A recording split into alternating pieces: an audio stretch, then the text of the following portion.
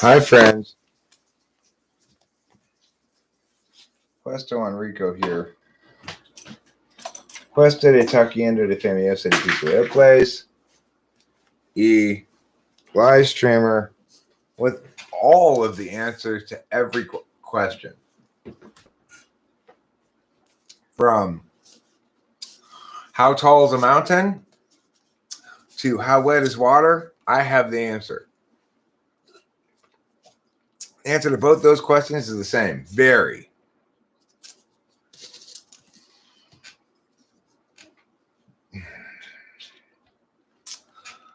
So, obviously, since I have all the answers to all of the questions, then that means you need to provide all of the questions. Right now, you're doing a terrible, terrible job of it. It's not your fault, but it's your fault. It's not your fault, but it is your fault. I want you to remember that. Rainbow an illusion? Well, it's because rainbows are visions as well. They're visions? Yeah, rainbows are visions, but only illusions. But why illusion? Well, because if you try to use it to tie something like your shoes, you will find it doesn't work. Yeah. Good question, though. I appreciate the question. If anybody here in the studio audience, as we like to call you, would like to ask a question, there's only one person here at the moment. It's conceivable. Possibly people haven't got notifications yet. It could be conceivable that maybe people don't want to know the answers to all the questions. Yeah, that is a big title right there. Yeah. Being somebody who provides all the answers to every question, it's not easy to keep that much information in my head. Does your thought process change when you are transracial? While you No, it's identical. Yeah. Even though I change races all the time, the only one that's different from just exactly the same in every way, except for the racial change, is Chinese, where I do get karate for free. Oh, so in every other kind, you're in. Well, I mean, ENTP. Yeah, it might add a little. Like when I'm from Canadian, I have a strange hankering for beaver fur clothing and maple syrup. Oh, right. But basically, it's the same. Am I ready for a big birthday? Not really. I kind of had I guess you might say, a slight bit of dread in my heart regarding it today. For the first time, I've ever really dreaded anything like that. But I thought, well, it wasn't really my birthday. It was renewing my driver's license that I was dreading. Because my driver's license expires on my birthday. So I have to renew it sometime before then. Yeah. I feel you. Sorry, I have to go to the DMV. Does that mean that I should get some of my stuff up? I don't have a bill or anything. I wouldn't stress about it right now. Okay, that's deal great. with one thing at a time. Cool. Yeah, that's how I feel about it too. So I'm here with every answer to all the questions. So whatever pressing questions you have in your own life, I will answer them either objectively, rationally, or magically if I don't know the answer. Yeah, maybe we'll go draw some No, cards. I already tried. I have to go into the thing. I guess it's been such a long time since I've been in there or something. I don't know exactly that. why. No, they do that. Yeah. After a certain amount of time, they make you go in again to take a picture because there's a chance that you don't look like the same, I guess. I don't know, they do that. Talk about humor differences between SI, SE, NE, NI.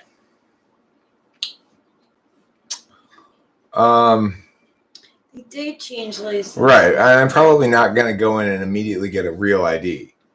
I'm going to probably go in first and get a driver's license. It's just a California one because I don't know if I have all the paperwork I need for my California real ID, but I might. And that's part of what I'm dreading too, is going in to deal with all that shit. The humor differences. Well, SI will tend to find the same thing funny more for longer duration. If it's SI higher up in the stack. NE and NI humor is basically the same thing.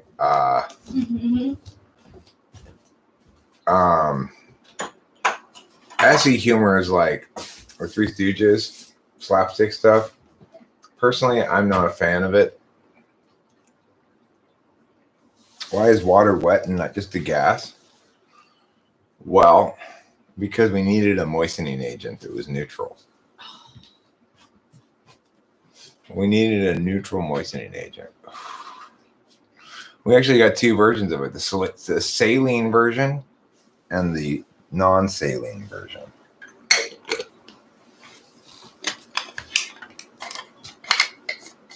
No, I mean, NE and NI humor are operant on the same basic principle, which is that a deviation from the expected, or a twist on what's already obvious. So, like, an NI Dom might make a joke. Burr, it's Goldilocks and the Three Burrs. You know, it's Goldilocks and the Three Burrs is an NI joke, especially if executed like this. It's Goldilocks and the Three Burrs, right?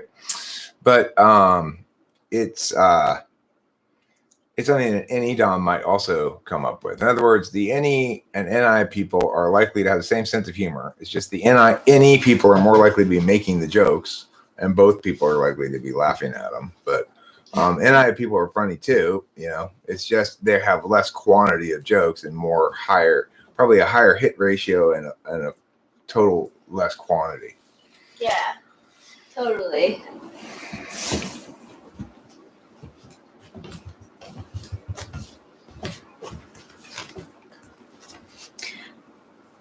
Rick Benson is, I don't know. He's off doing his thing, I guess. I watched Rick Benson's cuff.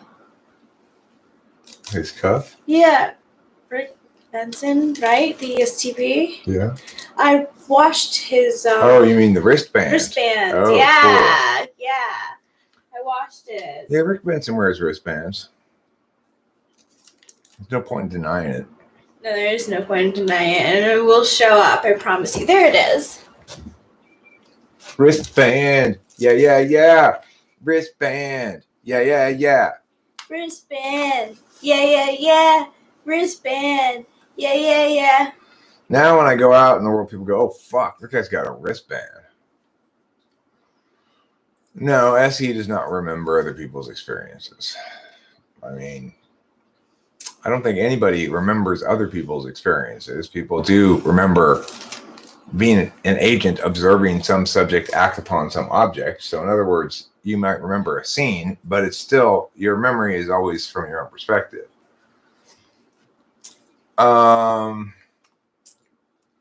A wren, a robin, and a cardinal walk into a bar, and the bartender says, what is this, a joke? And they say, nope, the chicken told us to cross the road, and here we are. That's a good one. That's good. Mm-hmm. I like it really it. is. Clever. It's a good variant on the chicken crossing the road joke. How many punchlines can you come up with for why did the chicken cross the road is a good NE test? And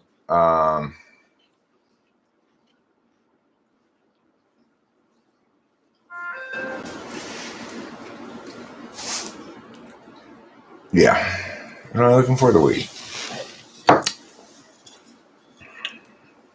Have you guys been excited that the torch is back?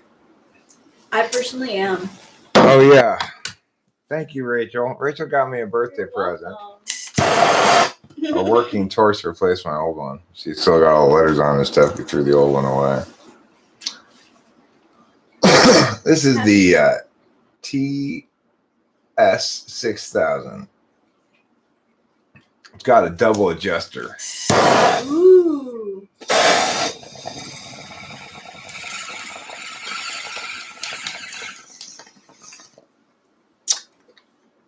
It's a very pleasant sound for me to hear. I'd say that INFJs tend to have strong interactive NE. Like, Rich does a good job of riffing with me, but probably doesn't drive the course of the conversation. She plays more of the straight man, I guess. Mostly, yeah. Although I guess if you told me to be a character or whatever, I could totally fit the role, but I would have to think about it. Well, sometimes we fall into Sacha Baron Cohen is an ENFP. That's why he's not very funny. If you want to see the difference between ENFP and ENTP, watch The Magicians. And watch, for as long as it remains good, the ENTP is writing it. As soon as the ENFP starts writing it, it starts going way downhill. I felt so bad. Like, I didn't want to say anything, but I was like, there's just this one point where, once again, Alice was like looking through like books for stuff, and I'm like, what the hell is it this time? Like, it just didn't make any. They lost control of the whole thing. I think it's fair to say that INFJ NE is best attained via FENI. So it's like Rachel was just saying, give her a character or make clear what characters we are. Sometimes we'll start talking like get your and then she'll start talking the female equivalent. I'll follow you. It's fun. Yeah. I used to do that kind of stuff as a kid. So INFPs, well, okay. So when we talk about strength, we should also specify the fact that your fifth thought function is one that you don't use as a subject very much. So you're strong about it regarding agential stuff. In other words, whether somebody's got good FE or not if you're an FI Dom. And you're strong about it regarding object stuff. So if you're subject to bad FE, I guess. But you don't typically use it as a subject at all, which means you're not actively trying to engage on that modality.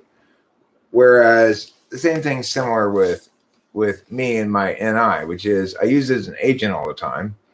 I use it as an object all the time. I like being the object of NI. I like shows that are good NI jokes or whatever. Things that pop have an NI quality to them. Yeah. But I don't go about establishing legitimacy via NI. In other words, I don't say, well, it's holistic. I can't explain it, but you should still believe it.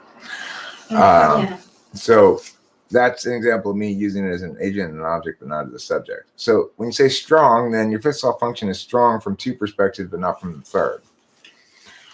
And the third is when you consistently forget to use it on. That's where it's really ignoring. It's like I forget to use NI in my own life a lot of times. I've had to struggle for many years to try to incorporate it more and more into my art making. And it's a challenge. It's an ongoing battle. Battle with the devil that is extroverted intuition and his nonstop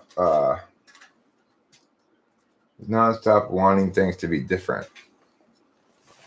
Well, Winston's mom, we used one of the cases that you got me for Christmas as a wheat tray. I don't think so, Seamus. I don't think Sacha Baron Cohen I don't is think an so ENTP. either.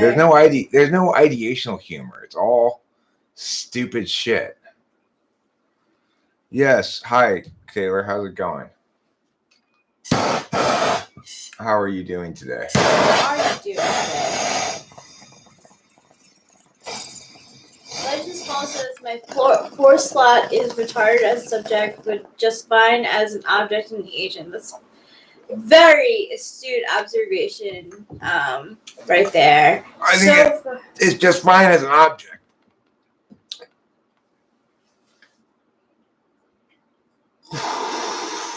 Yeah, that's still my number. You want to call me or what?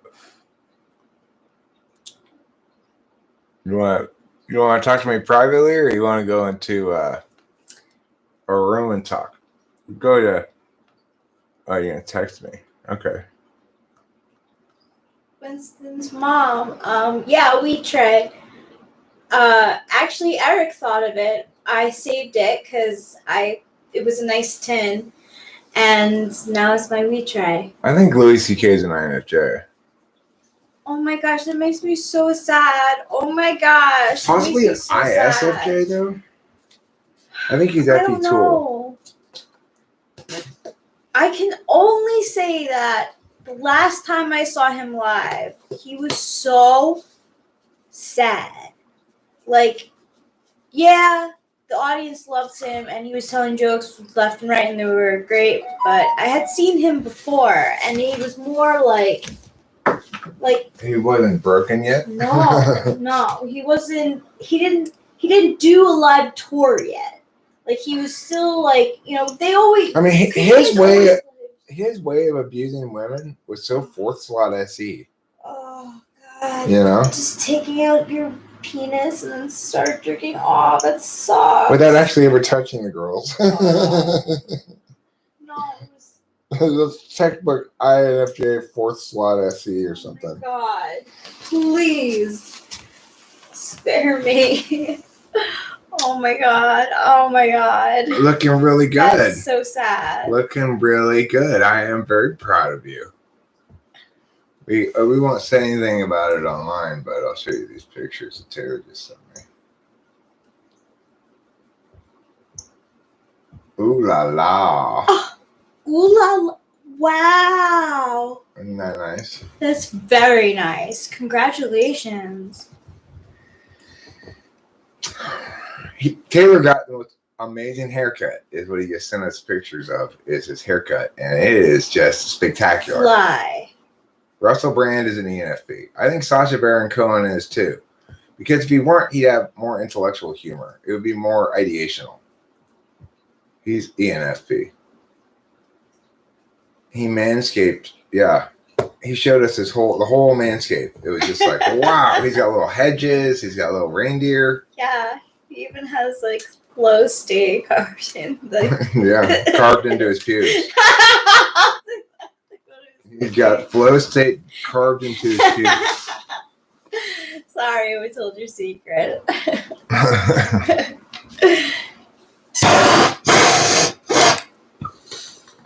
I farted. That's why I did that. Oh, thank you. Oh, it wasn't for you, Rachel, but for these people. Oh, for these people. It's a manscape. This man sculpted.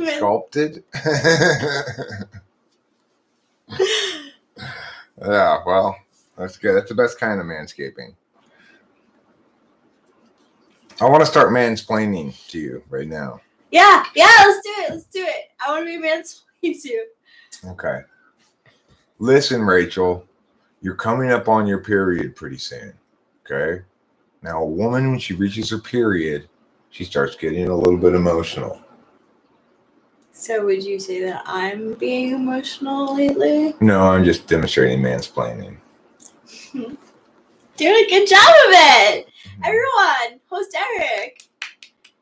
That was a really good example of mansplaining. Mm-hmm, that's mansplaining. It made me question him.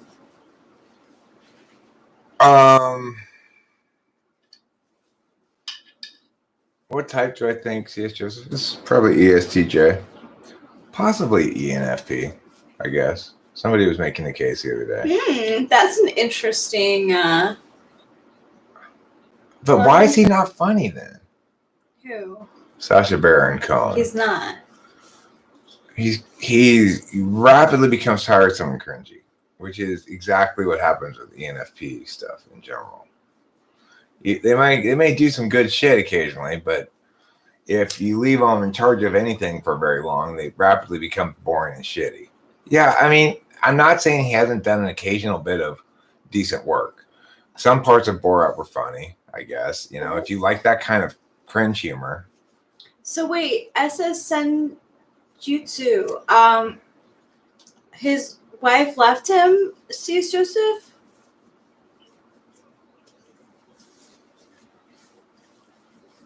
Or did this happen in the past? Because I knew that happened in the past. Or are you talking about Sacha Baron Cohen's wife? Yeah, that's what I do want to know.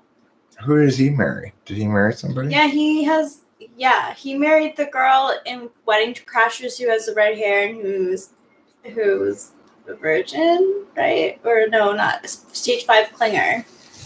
Oh, you mean the one who's always raping? Yeah. What's his name? Yeah. That's his wife. I see. Yeah. A bitter little projector. You're talking about C.S. Joseph. What do you think he's projecting? I don't know if he's really projecting. It's like if we were to psychoanalyze C.S. Joseph, what exactly is going on there?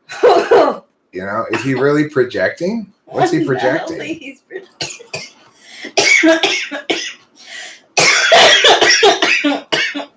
Vomit, bloody.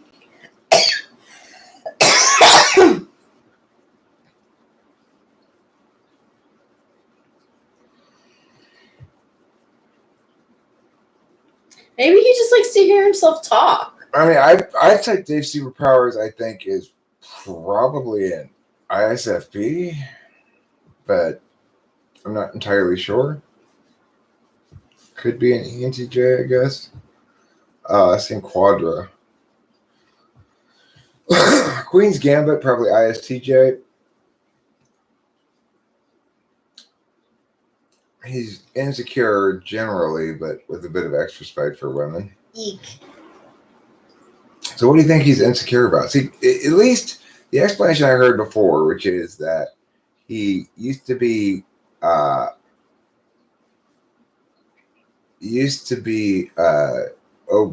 obese and got some sort of lap band thing.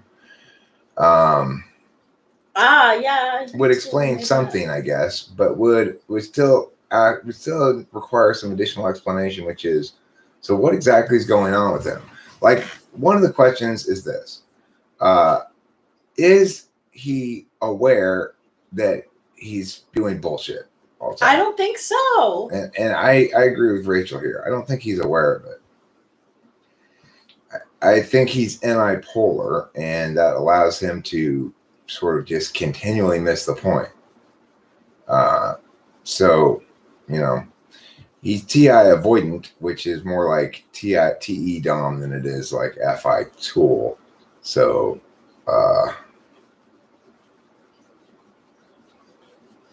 yeah, I think he does believe himself. But you know, he's obviously caused a lot of problems in people's understanding of functions overall. A lot of confusion. You don't think he's nearly as full of shit as y'all? Ali G was decently funny. That was him, right? Yeah, that was him. Yeah, the Ali G show was. You're talking about. Oh, y'all think? Well, like I said. I mean, the thing is, if you view frames as things you use to do shit, which ESTPs do, then you're not going to prioritize very much the wrongness of his top level framing. To me, that's that makes everything that follows fruit from the poison tree. That is to say, even if it's correct, you can't meaningfully link it into anything mechanically, and so it's not purposeful. Because in other words, it doesn't resonate on my frame metrics, you know. But I think that's consistent with an executive, how they think about it. Is autism more common with ISTJs and INTPs? I mean, I don't think autism is not. Autism is a specific form of mental disability that affects some people. There are aspects of autism that resemble in terms of display FE polar, but I'm pretty confident they actually aren't really linked. If they are linked, it would be the autism would be a form of pathological FE polar that comprises as one component of its symptoms mental retardation.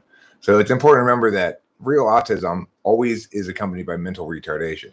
People who want to romanticize this label and attach it to themselves, or probably well-intentioned but ill-considered psychiatrists or psychologists who want to tell people they're on the autism spectrum, are completely full of shit and are just imposing their FE function bias on the people they're dealing with.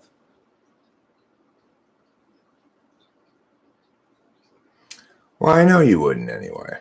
But the point is, I think from my perspective, you are incorrectly relying too much on your ability to determine whether something is right in isolation, while concurrently ignoring the fact that things don't get to be right really in isolation.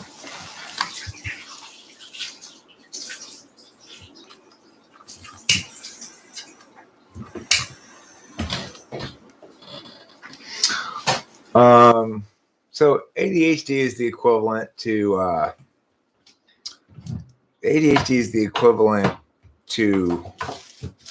autism for extroverted intuitors and extroverted sensors.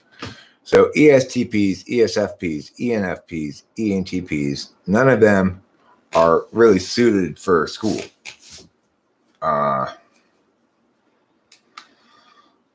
Right, but I think it's a mistake to pathologize a natural configuration such as INTJ or ISTJ simply because they display their polar more visibly than other polars are sometimes displayed. My FI polar is not so easily displayed.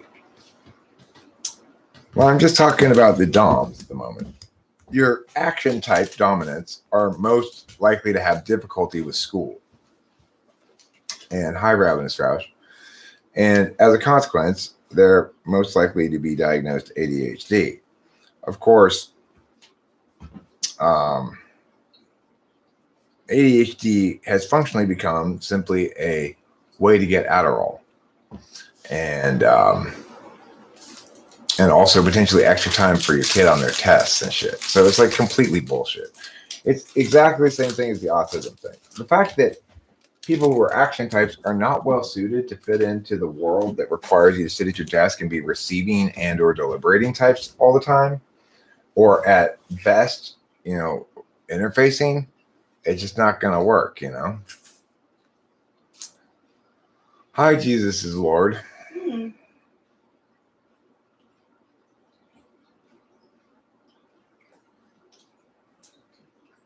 coming back. No, sometimes you can find INTPs will get themselves diagnosed ADHD because they want to.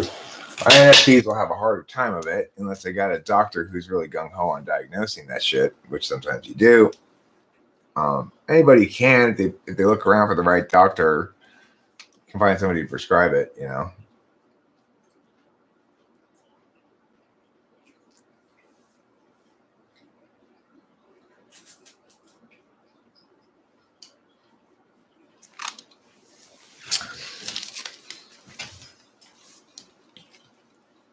I gotta trim my mustache hairs a little bit.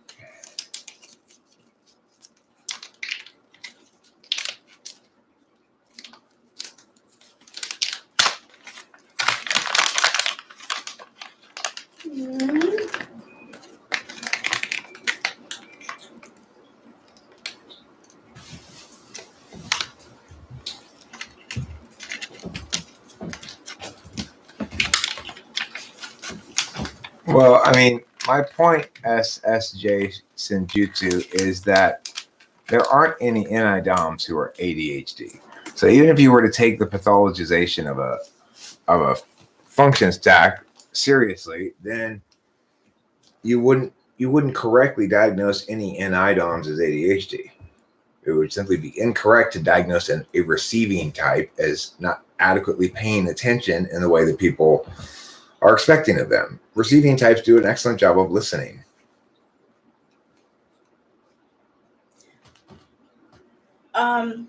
Frank James recently did stuff INFJs say things, and he mentioned how INFJs are good listeners, but then you can catch them and they just sound like they were listening more than they actually were. I had that problem in school. It's true, but even when your head's in the clouds, you're not being disruptive in an action way. No. Mm-mm. Having taught ESFPs, ESTPs, ENFPs, and ENTPs, I can tell you in no uncertain terms that they're restless. They're super restless. It would be fantastic if you do anything with that, Chris Chapman. You got my full on thumbs up. Fantastic. I heartily approve. For what? I'm not sure, but Rachel doesn't have ADHD. Are you in prison right now? Close day? Oh. Yeah, school success. Yeah.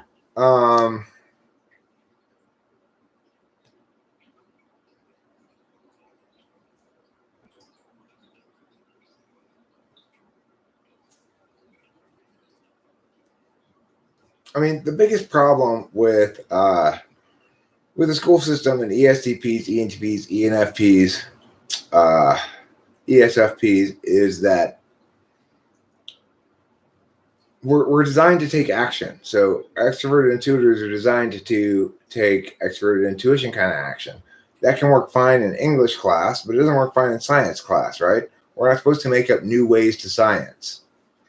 We're not supposed to make up new ways to math until you go way down the line, right? And they don't approach school appropriately for a meta-analyst, which is to say, they don't explain the large picture. Why are we here and what are we doing first? Nor do they say, here are your possible choices, or here are things you might be interested in, or we're interested in your directing your own education at all. There's no assistance in what I needed, which was help in understanding what I actually liked and didn't like to some extent. Because I spent a lot of time doing a bunch of stupid shit that served me no good, really. And so does everybody. Why aren't students in charge of their own education, directing what it is they want to learn? You know, I've got my client, Jeffrey, and he's currently deep in a project of his own making that involves making keyboards, like getting components for keyboards, making physical keyboards, and they're like super high-end physical keyboards, but he's going to sell them for cheaper than the equivalent super high-end ones or whatever. And he's also on his own, like in his limited free time, taking some coding classes, learning how to code shit properly, right? And then I'm always arguing with his mom, trying to get his mom to understand that those things are more important than the school that she is wasting most of his time on. So she's forcing him, and the school is forcing him to spend most of his time doing stupid school work that's meaningless to him. And so he has to squeeze in a little bit of work on his actually important projects when he can. It's so fucking backwards. Legends Fall says, I was only at school to socialize. Sometimes I did some schoolwork. Somehow graduated. Same here. I was at school to socialize. Honestly, I feel like, I had a neighbor, two neighbors who were around my age, but besides that, it was school that I socialized in. So that's why I was there. I hated going. And thank you, Jesus Lord is Lord. I will answer your question. What's my take on flat Earth? Well, I think it's round, of course. I think it's spherical. First of all, the moon's round. Why would the Earth be square? Does flat necessarily mean square? Do people who are flat earthers think it's a disc?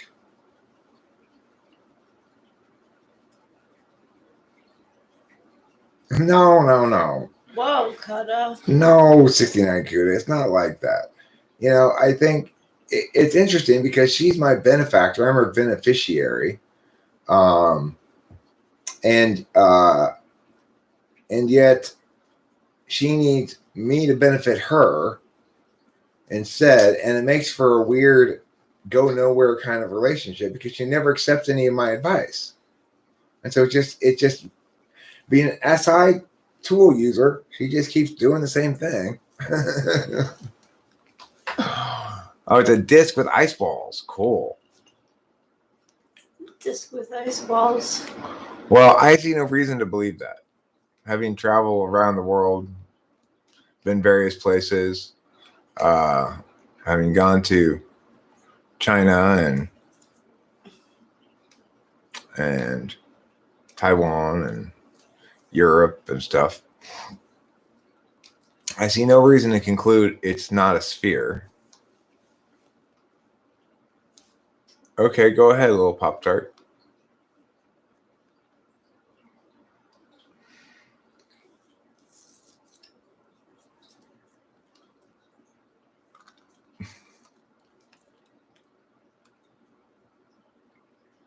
No, but I got to experience a very, very short day, right? So, in other words, when you're flying a certain direction, the amount of time that you get of daylight can be very short. If you're flying, the sun's going this way and you're flying this way, Yeah.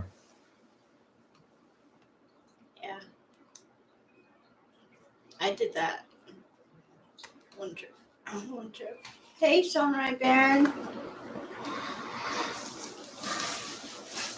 I mean, the point is, it's not that I have any particular reason to believe the world's a sphere, except for every globe I've seen is spherical.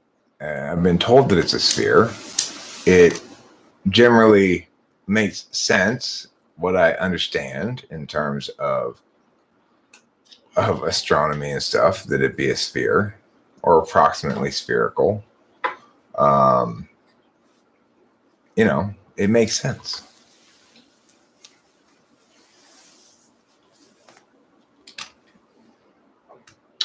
Okay. Let me remove this ridiculous comment.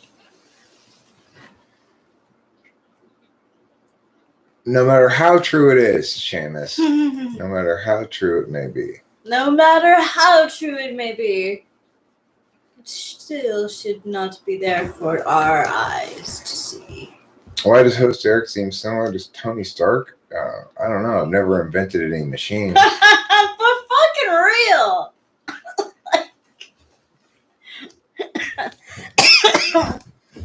I assume you're talking about the movie. Thanks, Jesus Lord. Thanks a lot. Mr. Blue. Sean Ryan Baron, I assume you're talking about the movie about the dog. Does Dr. Pepper make girls' hoo-haws smell?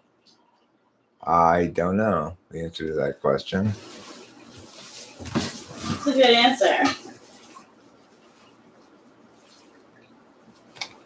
Chris Chapman likes your shirt, Rachel. Oh, thanks, Chris Chapman. No, little Pop-Tart, I'm not reasoning as to why it's circular. I'm not affirming that it's a sphere. I'm saying this is why I believe it's a sphere. It makes adequate sense. I have no reason to challenge it. So in other words, somebody who is going to make an argument about it would have to take the AF and say it's not a sphere because they're the ones changing the status quo. It's generally accepted that it is status quo. It is a sphere in the status quo, and the AF side is the one who's changing the status quo. So that would be you. So you'd have to make your case. I'm not trying to make a case that it is a sphere. I'm just explaining why I believe it to be one in general. Because I've always been told it's a sphere, because it makes basic sense when the astronomy comes into play, when you think about it, because I've never seen any evidence of edges, lots of reasons. But the point is, I'm not the AF, you are. So you make your case. Which type do you think like the best anime characters? Well, a very common anime character is the ESFP hero who won't give up no matter how logical or reasonable it might be to do so.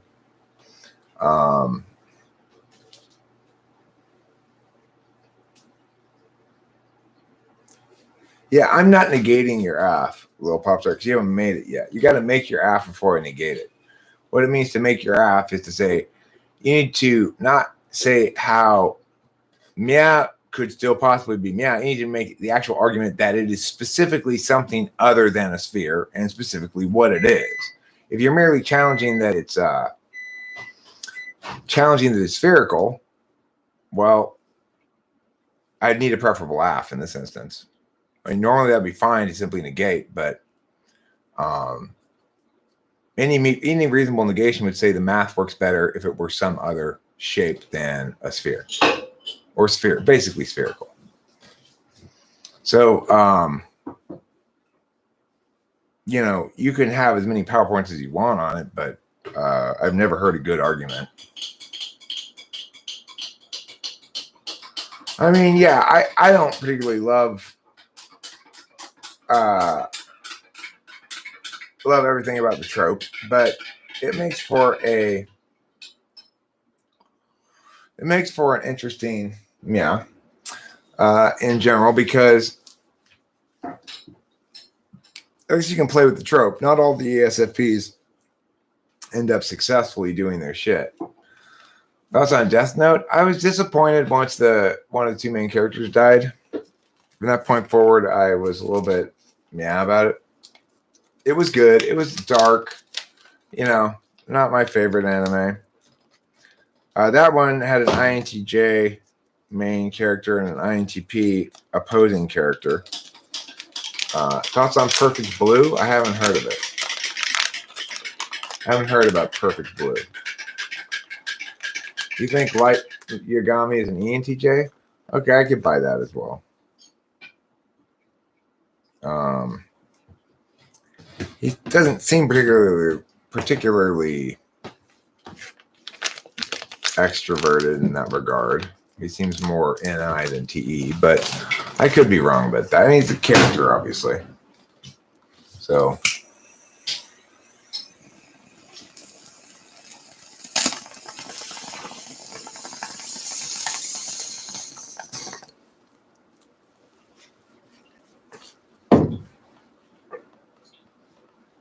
L's an INTP, right? I like L.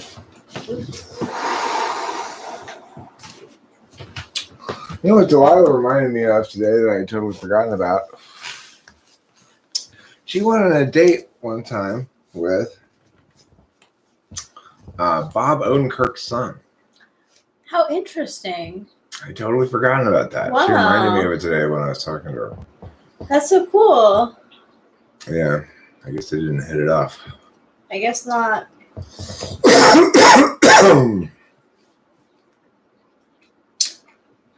Thoughts on Fight Club, ESTP versus INFJ? It's been a long time since I've seen Fight Club. I don't really remember it all. I mean, I tend to agree with a little pop tart here that Light's an INTJ, but remembering that it's a character, it's difficult to say definitively.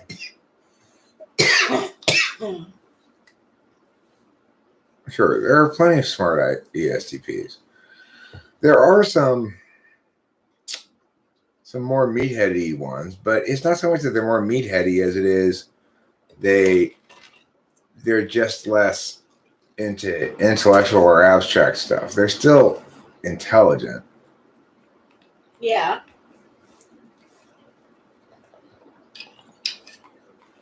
I find them to be quite intelligent. And they're their own worst critic, and like the stuff that they do, like tests and work and stuff. Well, I mean, that's pretty weak reasoning, Broccoli Todd. I think it's incorrect to say that INTJs can't take on leadership roles. He's almost explicitly told to us that he's learned and is faking all the FE stuff. Although you might say he's faking it too well for an INTJ. You might have an argument there. It's kind of like the Tony Stark character. He's got both qualities. He's got the ENTP's expert intuition, but then he's got this really kick-ass TE too for no reason. Mm-hmm. It's like same thing with that character. It's the nature of characters versus actual human beings. ESTP and INFP compatibility, poor to say the least. The problem is, of course, ESTPs and INFPs, you've got Is that a con? thanks, Jesus is Lord. Jesus is Lord is Thank you, Jesus Lord. is putting the antecedent to a conditional down. If anyone on here donated $1 or question, if everyone on here donated $1 or question, that'd be fantastic. That would be fantastic. Pure conflictor types. So the dominant is the polar of one. The dominant of the other is the polar of the other. Now, believe it or not, that doesn't necessarily make for a terrible relationship. Like ISFPs and I tend to get along just fine most of the time, but we have a rather distant and collegial relationship typically. Like we like each other and get along fine, but we don't feel any connection really. Particular connection necessarily.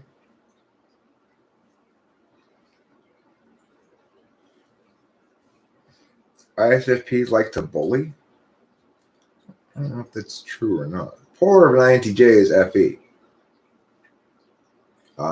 There we go. Here goes little Pop-Tart. I see it. What makes me an ISFJ, little Pop-Tart? Do explain. Or does it require too many PowerPoints? Would you like some trimmers? I'm cool at the moment. Okay.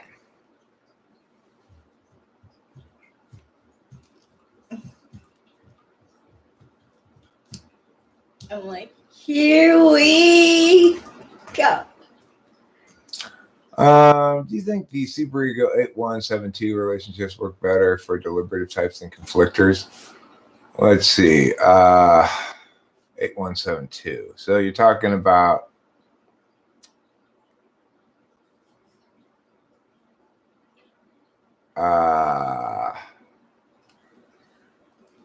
let's see, who is that? So that'd be ISTJ and INFJ.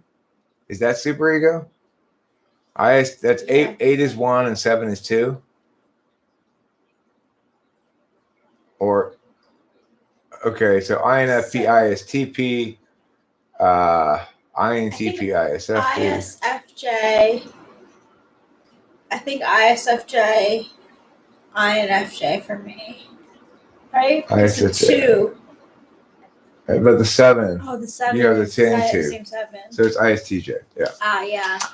Jesus is Lord. I will be happy Thank to answer you. your question. Hey, Eric, what do you think about a relationship between an INTJ and an ISFP? Well, I think that you're dealing with the same 4 functions, same quadra, so they're going to get along pretty well. I think any inner quadra relationship has a decent shot, generally speaking, of the two people seeing more or less eye to eye about things.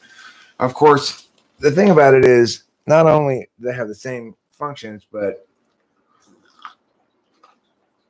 they also have the same absolute and same instrumental values. So while the TE is a lot stronger in the INTJ, they're both instrumental values basically in the 4th and the 2nd slot. And while the NI is stronger in the INTJ, they're both absolute values. Of course, having a 3rd slot function that is selfishly an absolute value while being with somebody who's dominant may cause a problem over time. I'm not sure. It's like Well, the equivalent is ESFJ for me. The problem is what they run afoul of ultimately is they don't validate on each other's fifth slot external world absolute value. So the ISFP doesn't think the INTJ is meeting the minimum on FE grounds, and the INTJ doesn't think the ISFP is meeting the minimum on NE grounds. So there's that. When it comes to ESFJ and ENTP, the reason that relationship doesn't work out, it has something to do with the fact it's that 1-3 thing. I like have said in the past, two extroverts, somebody needs to be the introvert. But what I really mean is her dominant FE and my third slot FE kept running afoul of each other. I wanted FE for my own selfish purposes. She wanted to be in control of FE in general, and it was a problem. That's activity partners, right? Yeah. Cloud, will you knock it off, please? Little Pop-Tart. Also known as Cloud. You can tell it's him because of the switching back and forth between random shit. Like taking, on the one hand, embracing the wild sounding position, like flat earth. On the next hand, saying something perfectly reasonable about the two types in Death Note. And the next breath saying, I'm an ISFJ. And the next breath saying, yes. Asking a question about astrology signs before I can answer it, then revealing his own hand on it. It's like, that's textbook Cloud behavior. It's like textbook Cloud behavior. Can I bring up something about astrology? Sure. So, like, I'm going to pull out, like, myself in that I, like, asked you if you had a crush on one of the people on the show of the Magicians because I looked up your compatibility on astrology and it was really good. And I was like, one of the actors on that show? Yeah, I was like, which one? Me, Alice. I know, it's ridiculous. That's why it's fucking astrology. It's ridiculous. You should not believe everything you read, especially with astrology. And I think 69Q, what I would suggest you do is go back through this live stream and any other live stream in which Rachel and I are both involved in it like this, and measure the amount of time total spoken and what percentage of it is me and what percentage of it is her.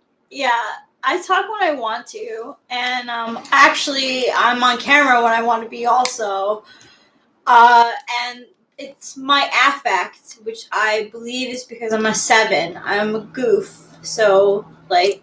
You have to ignore the obvious contrast in terms of our respective amounts of extroversion. The fact that there's lots of streams where she chooses not to participate. She's just sitting over there. Maybe she's just participating in the chat. That we actually have the thing that attention is paid in. We pay attention in the unit of time. Instead of paying $5, we pay 5 minutes attention to something, right? The amount of attention she pays that's visible to everybody who's familiar with this channel to actually extroverting, despite the fact that she has carte blanche to live stream whenever she wants, by herself with or without me, etc. Put whatever she wants whenever she wants. I choose not to. That you see how much she actually extroverts. True.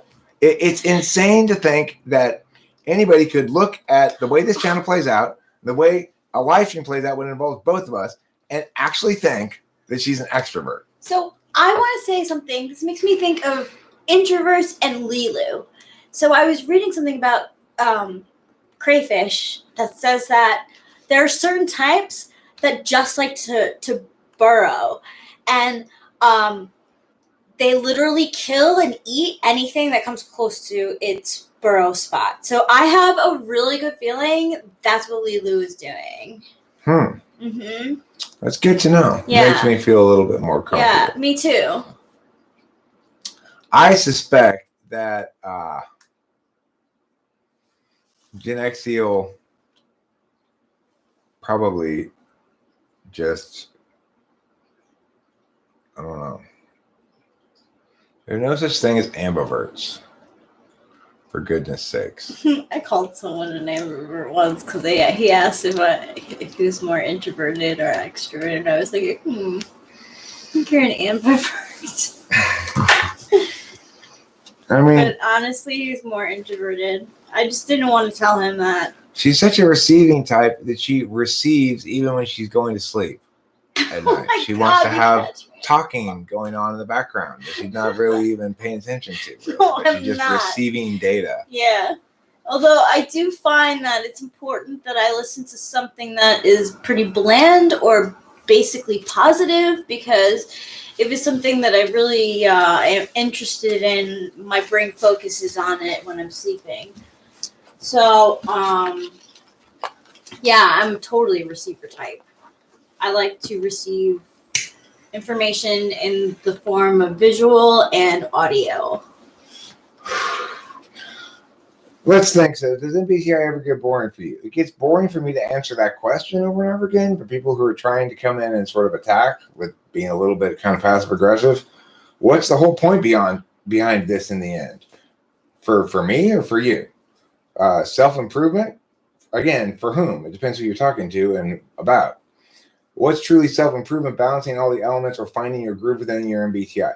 So the thing is, except for the last question, I've answered all these sort of questions so many times before. It's so boring to me. That's what's boring, is people continually asking me the same questions.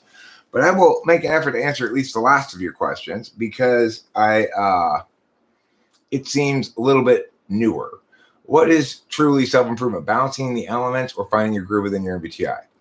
I mean, my approach to the idea of self-improvement is this, that, and this is probably because in some part because I'm a meta-analyst. Here's my relationship with cognitive functions. I think by knowing my own habits and my own nature, I can better sometimes avoid the reflexive attention, my intentional reflexes. I can be more deliberative by knowing that I have a tendency to be less deliberative, right?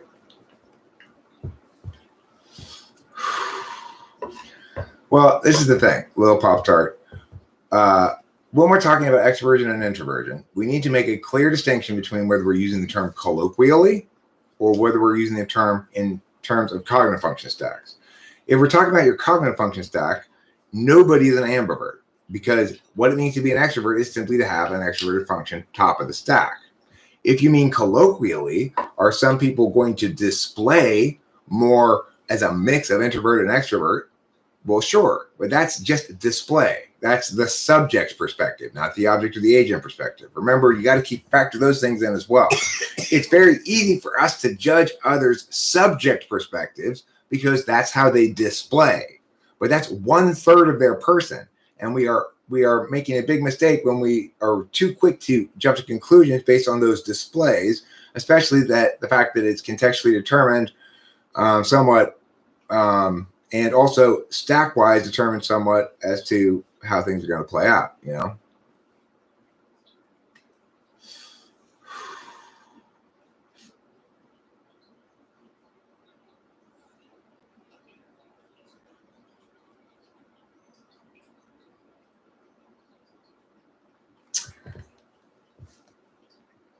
I have a suggestion for the boring question. Make an FAQ and let mods link it when someone asks them. Let them go do some reading. Well, I could make a video in which I answer boring questions. That's a good idea. That is a good idea, actually. And then I can link to that video every time. How can an INTP work on underdeveloped FE? So everybody is somewhat hamstrung by their own fourth slot function. Their failure to pay attention in the manner that the fourth slot function naturally pays attention in. So if you're an INTP, you're trying to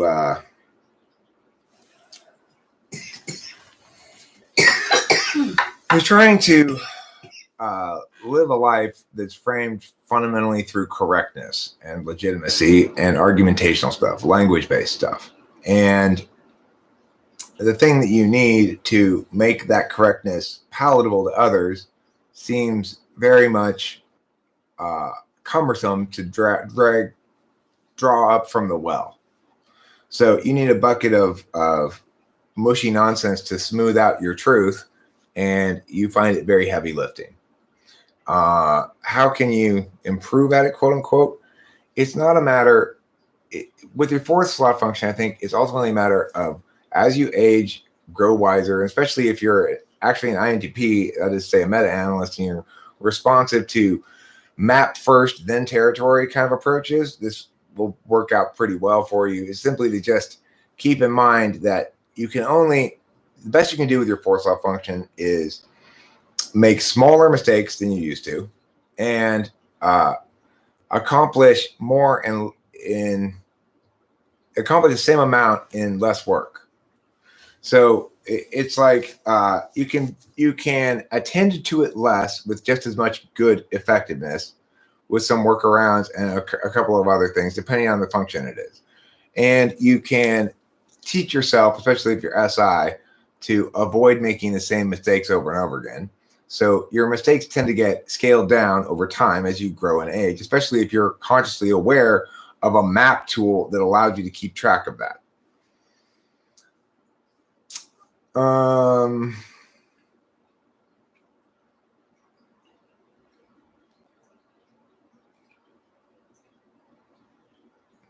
You tend to offend people easily in conversations because you're kind of blunt and direct. Well, yeah.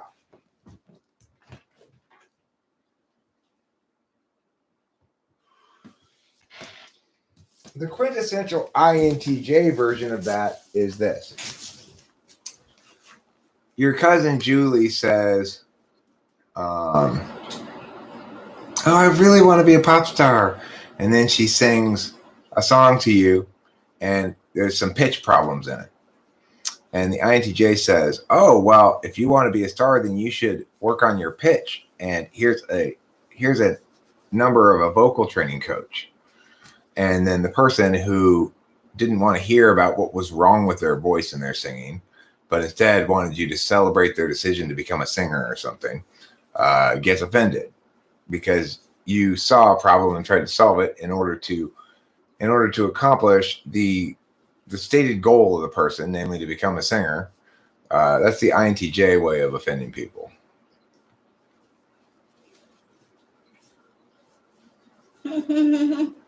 You know, the thing is, ENTPs. That's so funny. As an ENTP, at this point, I'm pretty difficult to offend.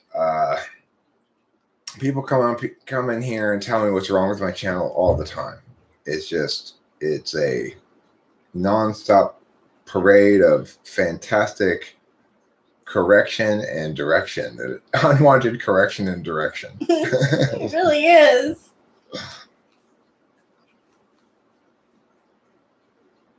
The INTP way of offending people is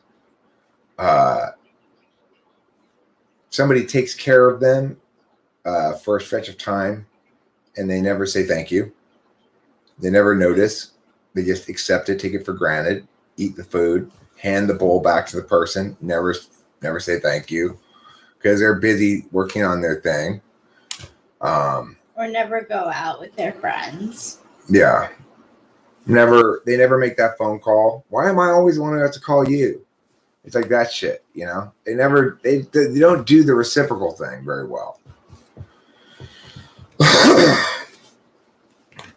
Can you offend someone based on the polar function?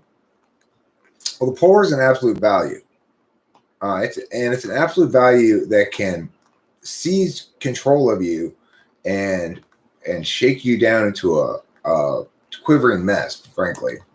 So, for example, if I see something that really makes my basic humanity level FI hurt,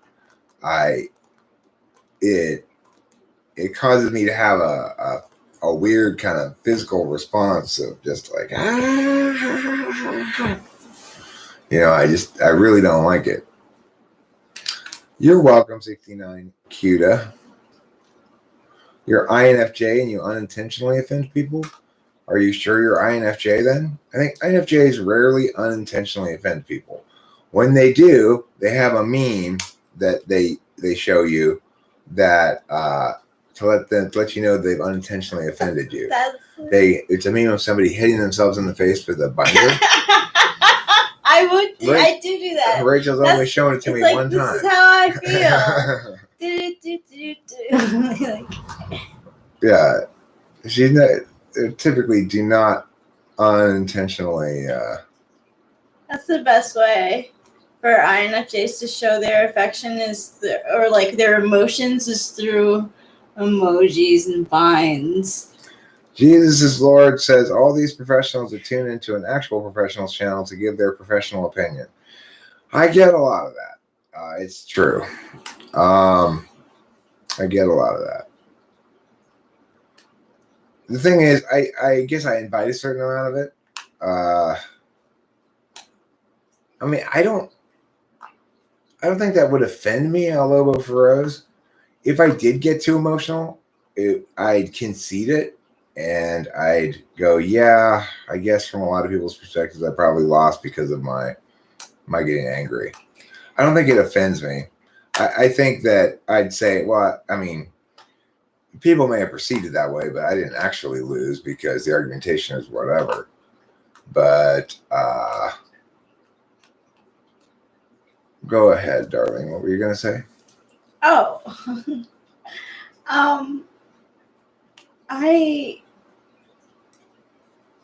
There's so much. So INFJ narrow-mindedness might offend me sometimes. Do you think that I'm narrow-minded? I personally don't think I am, but I like an outsider's perspective. Yeah, I think SE fourth. Well, I would guess SE seventh more probably.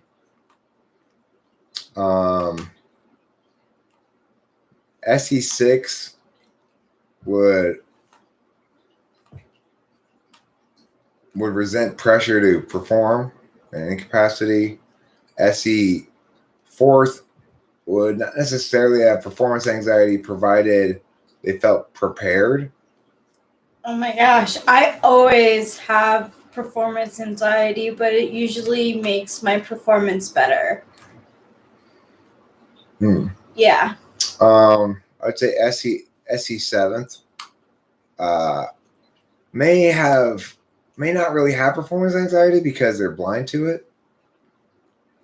Thank you, McKinney. I appreciate that.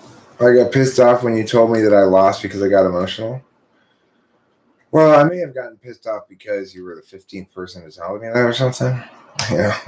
There's also that. It's like, I mean, I've grown. I continue to grow some. You know, it's like I understand now that winning and look that when it comes down to debates, right? The things that's happening on the internet are not anything close to a debate. They're not meaningful. There's no meaningful argumentation done because there's not a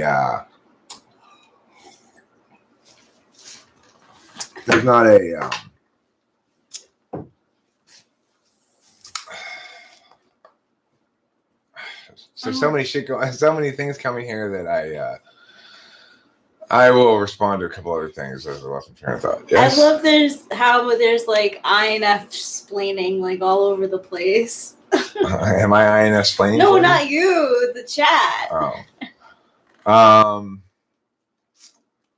I guess maybe you are too, but it's positive. Opinions on religion? It's too broad of a topic to say I have an opinions on it.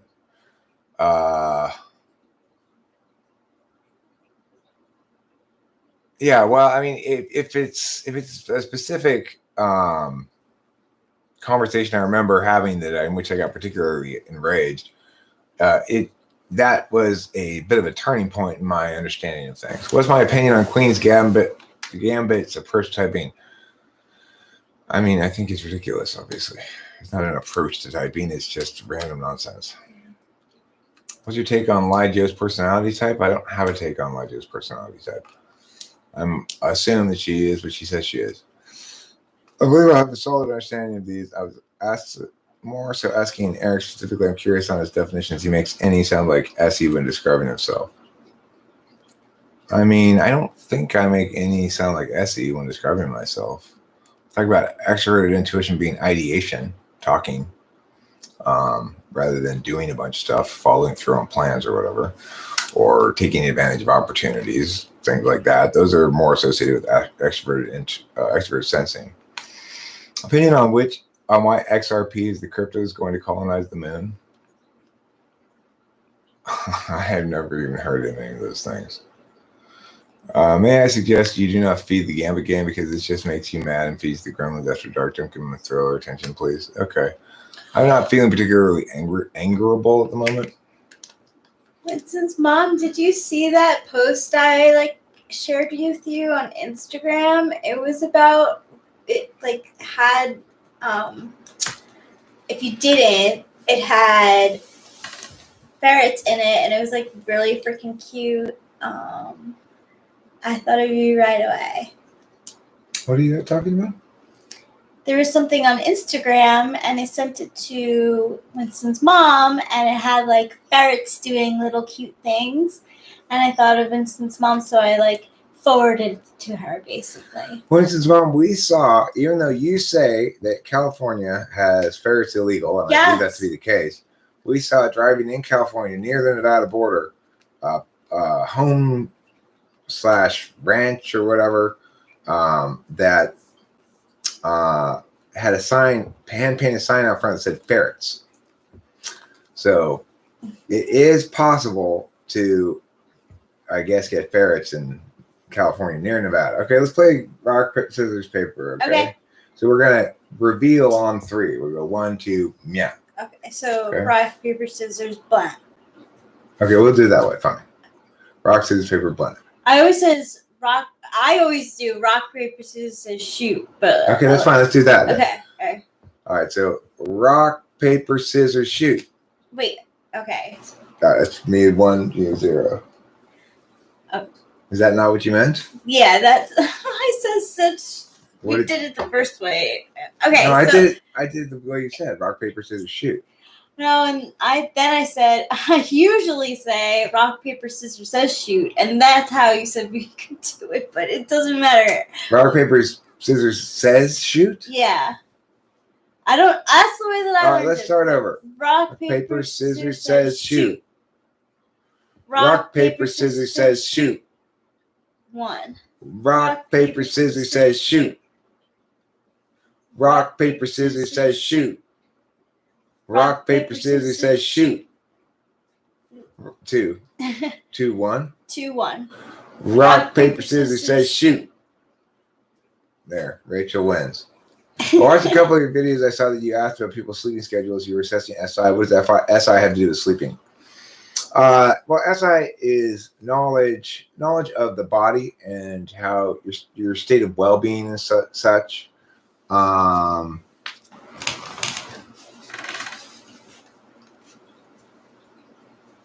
that includes hunger, thirst, going to the bathroom, sleeping, tiredness, SI? Yeah. So people who are high in the stack with SI, like SI DOMs, will have a fairly regular sleeping schedule. Will find it important to get enough sleep. We'll know if they've woken up and they haven't had enough sleep. We'll be able to tell. A lot of other things like that, They typically understand the future about a day at a time. So flow state, I think that's a common thing, as I've learned and talked to people, that going to the bathroom is a thing they love to do. And it's a sentiment that we actually share here at Talking with Famous People. We're bathroom goers. Yeah, we're bathroom. I love it when I go to the bathroom. It's very relieving. Sometimes I have trouble also. It doesn't come out when I think it's going to. Can't explain it. Except for maybe just getting older. It's best understood that extroverted sensing refers to the world of stuff that's not you and stuff you do, you know? So, I mean, the thing is, we can understand it through various perspectives, but it's sort of keeping a real-time eye open for opportunities in real time in the moment, wherever you are. It's seeing opportunities, executing, following through on them. I have a question for the live stream, and I wonder if this has anything to do with SE. I do some of my best work, I say, sometimes on the toilet. Like, I don't know, I like to be on my phone when I'm deleting my emails and stuff. Sometimes I'll even be listening to tarot card readers. Like, I don't know what the hell. Oh, that's receiving stuff. Well, Legends Fall, here's the thing. SI DOMs can forego that stuff for a short period of time. They do value SE. They'll go do shit to take up the whole day or whatever, but they won't do that again the next day. And, you know, it's like the reason they have a day's worth of energy in them is because they've been saving it up for a couple of days before. So it's true they're responsive to SE prompts to say, let's go to the amusement park all day, and we'll tough it out. They'll make sure to bring stuff to make themselves comfortable. As they get older, they'll be less likely to want to go as long, you know. But I mean, that's what it means to be SE absolute valuing too. Diamond, I don't blame you. I do a good job of thinking on the toilet as well. It's true. It seems to be a good thinking spot. As far as do ESTJs have a high resistance to physical discomfort? Yeah, they're pretty tough. Yeah. They're pretty tough. It's just for them, it's a tool function. So, yeah,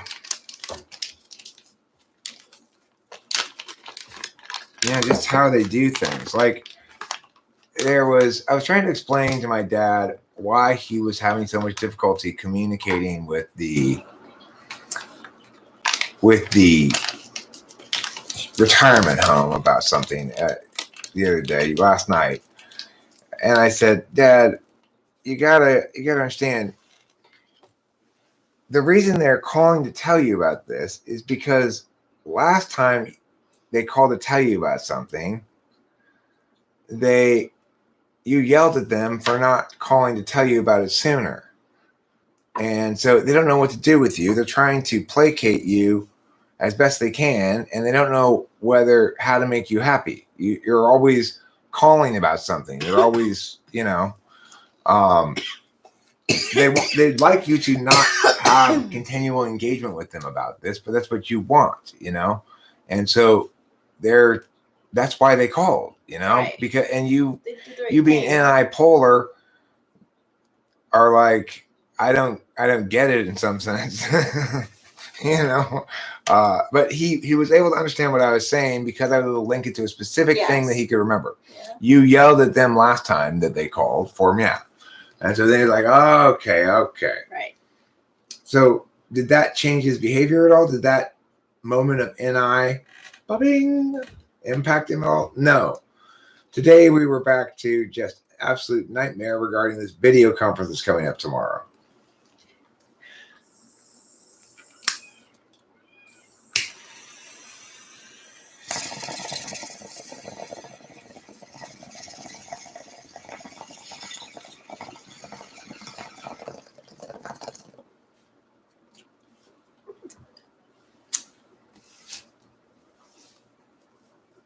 It's gonna be like tomorrow.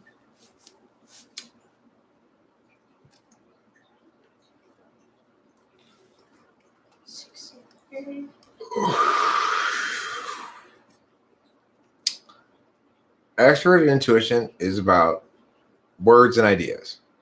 Extroverted sensing is not. There's no way, shape, or form do I describe them as similar at all. One takes action on the extroverted metaphysical field, where we are right now. That's what I'm doing. I'm extrovertedly intuiting right now. whereas one takes action in other ways. Now, to complete a given course of action in the current world typically requires some communication as well, but not every kind of SE action. So, for example, you might say this, that it requires a lot less extroverted sensing for my extroverted intuition to work in this forum than it would require extroverted then it will require extroverted intuition of an extroverted sensor. So if you have flow state, who's an ESTP, he doesn't live stream nearly as often as I do. He's not as comfortable live streaming for as long as I am, and or just sort of rolling with shit randomly. If he doesn't have people prompting him, he probably runs out of things to say. It's so what we see here is, what is the extroverted sensing that's required to prompt my extroverted intuition into action? Well, in other words, to get my extroverted intuition to validate on my third slot extroverted feeling requires just a little bit of extroverted sensing. I got to move this thing. I got to move that thing. I got to push this thing over here. I got to type in a title. I got, it's like that's all it requires. And then all of a sudden I get to just extrovertedly intuit right now, while everybody else throws other things, objects out on the external metaphysical field that I can play with or not as I see fit, That's like very much like how when I leave a room, it's like I check to see I'm like, and I have this, and I have that, and I have that. Like I like mentally have to like check it off and see if I have it, because if I don't. Yeah, but the thing is, Rachel, the reason you're NI and not SI is because what you're talking about is what you should do if you didn't want to have to go back and get the thing you forgot or whatever, right? Yeah. But like me, I mean, you have better SI in some regards. Like you keep all your stuff in one place. You tend to, I think, know what you need to take with you if you're going someplace for a certain thing. Yeah. But it's like that assumes you know entirely the thing that you're going to do. So if you're going into the bathroom to mess with your nails or something, you probably take everything you need with you. Yeah, I do. But if I say, come on, we're going to Mia, you don't know enough necessarily to bring, you don't think, you ignore extroverted intuition. You don't go, well, what might I possibly need? Because that would be using extroverted intuition as a subject, which is what fifth slot doesn't really do. INFJs are definitely planners. So you'll ask me, should I bring these kind of shoes or those kind of shoes? Because since you don't know, you turn to your tool function. We'll ask him. He knows maybe. Oh. So, do you believe INTPs can make good leaders based on the construction of good and thoroughly analyzed ideas if they learned how to be more assertive first? They're not necessarily lacking in. They're not necessarily lacking in assertiveness, and it's just whether or not that assertiveness is going to be perceived as FE palatable. Probably easier for a male INTP than a female INTP, because female INTP assertiveness is going to be viewed more as bitchy, I guess. Well, the thing is, SE doesn't exactly stunt or negate SE. It's that the two things are operating on different planes or on different fields. So for the classic example is the time that the guy got out of the car and came and slapped me at the stop sign. And he was a big, burly USMC guy. And I didn't do anything except, he ignored my turn to go and he went instead. And I was just like, what? That's like literally all I did was just like, what the hell? And he pulled over. I'm like, fuck no. What are you pulling over for? Asswipe. So I was just like, what? And he got out of his fucking car and walked across the street and slapped me in the face, knocked my sunglasses off my face into the other lane, where they got run over by some other lady soon enough. But regardless, the thing is, as he's walking over to me, I'm putting information on the external metaphysical plane. I'm saying, are you planning to do violence? I'm asking him questions. I'm using words to try to stop him, right? And they do cause him to pause briefly. So in other words, he pauses to process what's being said momentarily. and then proceeds forward. And it's quite possible that the thing that ended up happening was my putting information on the external metaphysical field caused him to pause enough to reduce the amount of violence he used. I think that's plausible that he would have socked me instead of slapped me, except for me saying that. The point is, would you say that it negates extroverted intuition? Well, in that sense, extroverted intuition failed to negate extroverted sensing, right? Because he had a plan that was going to execute on the physical plane, on the physical field. And I was trying to impact him metaphysically. I was saying, here are some words that I'm hoping will change your behavior. And obviously, his follow through was better than my disruption in that regard. In that instance, I was trying to use extroverted intuition to disrupt his extroverted sensing. But within a given individual, one pays attention in ways that are relational. So for me, extroverted sensing is sort of a underappreciated autopilot.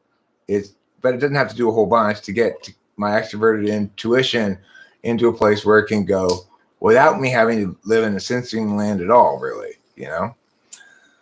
The other way is, though, that extroverted sensing, in this sense, you're right, will truncate extroverted intuition. If there's something trying to be decided and I want to talk about it more, and you just make the decision and do the thing and render the discussion moot, that's one way that extroverted sensing can truncate extroverted intuition, right? And, similarly, extroverted intuition can sometimes truncate action. You can imagine some construction vehicles about to dig when somebody runs up with an injunction and says, sorry, there's an Indian burial ground here.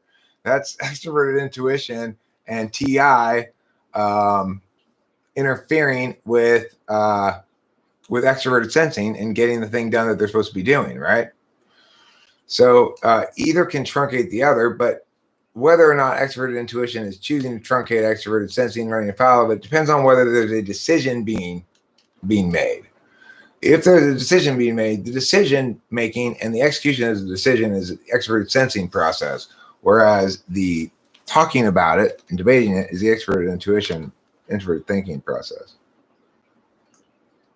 How can you comfort an ISFP who's constantly upset about their lack of creativity? I mean, that's the best way to do it, is say you're unipolar. It's fine. You can always delegate extroverted intuition to other people. It doesn't make you less creative. It just means you're finding and compiling ideas that other people give you. Like any ISFP wants to ask me questions. I've got a plan for a book that's got meow, meow, meow. What else can I be? What can I have happen? I'll throw some random ideas at them. They'll probably be pretty good too, They're welcome to them. They don't have to credit me or anything, I don't give a fuck. I got more ideas than I know what to do with. So that's typically how ENTPs are about their ideas too. We're not very possessive about them.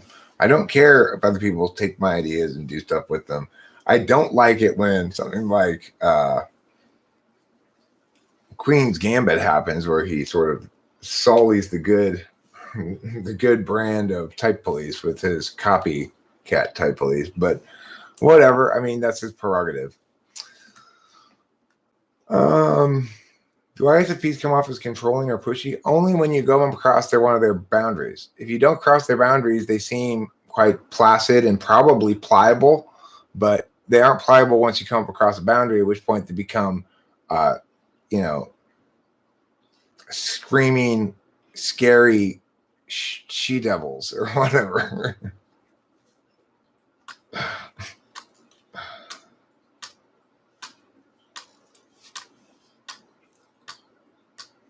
Yeah, pushy. I mean, only if you are running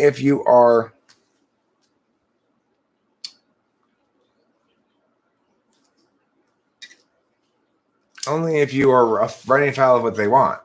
So it's like, as long as you don't run afoul of what they want, they seem quite agreeable. But if you run afoul of what they want, then they're not going to be agreeable, and they're not going to be. You can't talk to them because they hate it when people try to force TI everybody hates it when somebody uses their 8 slot, with your 8 slot function on you to pressure you against your first thought function. So I hate it when people do shit that ends discussion that needs to be talked out more. Like the COVID thing. Fucking drives me insane, right? Because people did shit before talking correctly about the matter. There wasn't adequate discourse about it, and people were using bad discourse about it, and everybody needed to listen to me for a long time before doing anything. But yeah, people don't like it when they like. I cannot stand being leveraged at all. I do not respond well to do this or meow. I do not like being told what to do. Eric, is magic just trickery or is it real science? Well, it's neither. It's definitely not science. If it were science, it wouldn't be magic. And it's definitely not trickery. If it were trickery, it would just be sleight of hand. Real magic has to be some third thing. In other words, it's the magical thinking frame of reference. It all depends on magic. It's inside of your heart and inside of your penis. Your penis is very magic. 69 Keto, I want you to remember that. Okay? Remember that. Magic penis. Remember that loving message I just gave you.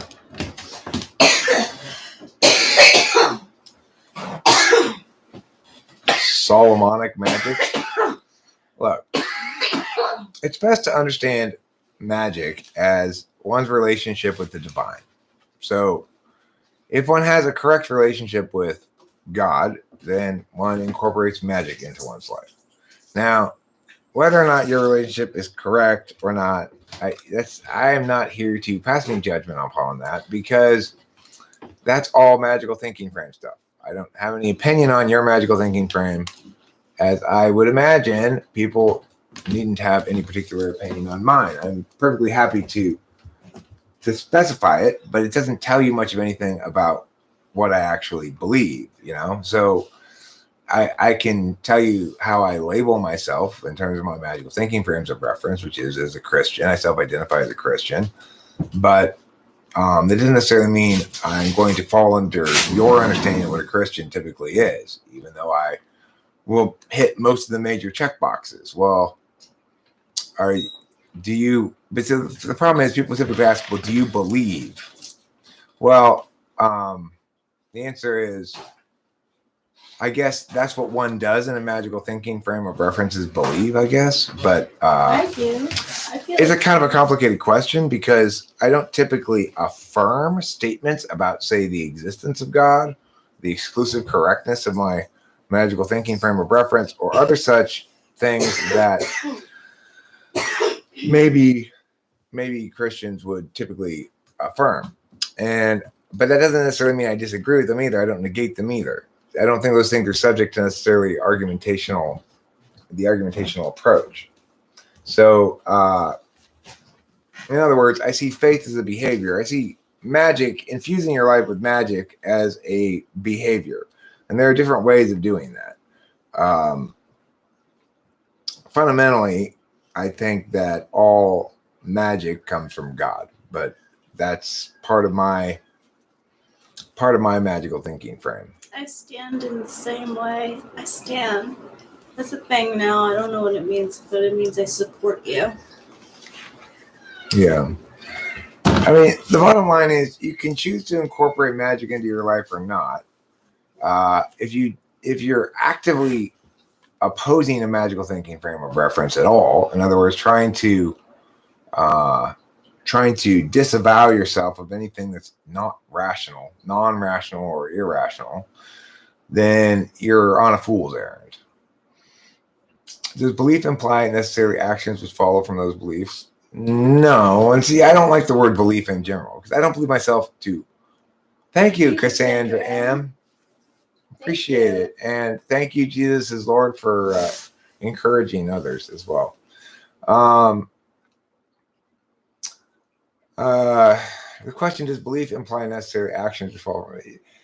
The problem with the word belief is what it really correlates with most strongly is the affirmation, which is a statement of affirmation regarding something. We stand in favor of meow, or I believe meow. you know. Yeah, we figured out that was cloud pretty early on. If any is awareness of the here and now extrapolated, no, any is not awareness of the here and now extrapolated. There's no awareness in extroverted intuition. It's a creative process. It's a fumbling around. It's a, you know, the good bits are because the extroverted intuition can't be entirely unmarried from introverted intuition. Extroverted intuition is a lack of awareness in some sense. What it's predicated on is an awareness of what's obvious and a desire to deviate from that.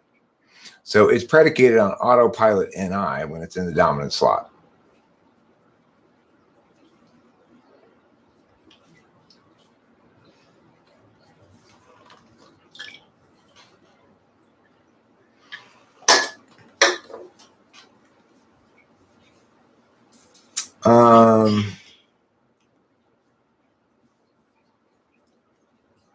Yeah, look, there's a lot of different kinds of metaphors that we can use to talk about cognitive functions. What's important to remember is that they fall into three types. We're either talking about behavioral correlates, value correlates, or process descriptions. And the weakest of those are your behavioral correlates. So if you say, well, meow, meow, meow, meow type normally does meow, meow, meow, meow, and this person's not doing meow, meow, meow, meow. You're saying from a subject's perspective, this person is not meeting my expectations of an average subject example of type meow, right? That's the weakest kind of justification. Slightly stronger is a values-based one. Well, they don't behave as though, or their conversation does not express what one would call instrumental value TI. It expresses along what would appear to be absolute value TI. Well, as a subject, tool function expresses as an absolute value as far as other people can see. It displays as such. It's actually still an instrumental value from the perspective of the person using it. So that would be a stronger way. And then talking about how drawing all of these distinctions, all these clear logical distinctions that I'm drawing, is an example of me using a tool function introverted thinking in conjunction with dominant extroverted intuition to create on the fly a new version of the same answer that hopefully provides more NI clarity to the people than previous versions of that answer did before.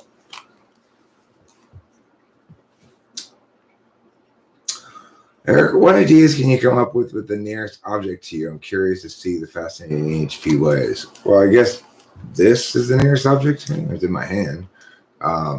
What ideas can I come up with it? Like, what kind of ideas do you want? Do you want it to be a character in a story? Do you want it to be uses for this actual object? Do you want me to imagine disassembling the object and converting the various pieces of it into different things? Do you want me to envision I guess, how this object would manifest personality based on its physical appearance? It's like those are different classes of ideas. I could come up with individual ideas within.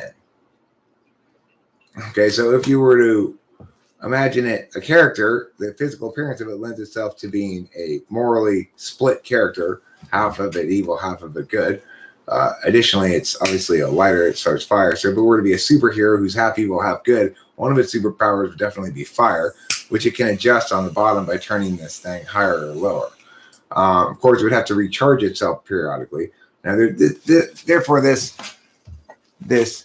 can of butane gas would be represented metaphorically by something in the story. Maybe, in fact, this lighter is a woman, and this is penis. So the woman, half evil, half good lady, in order to continue using her superpowers, has to get humped in the butt periodically. Or this could be her coochie. It's hard to tell because she's the two-hole lady. Mm-hmm. Yeah. So now that she's been recharged with man seed, you can see that her superpowers become supercharged. I want to see the difference between the low and the high. Oh, there we go. Yeah, see that? So Anyway, I guess the person's name would be Good Evil, Go a Voodoo Lady. Go Voodoo Lady is the name of this because it stands for Good and Evil Lady.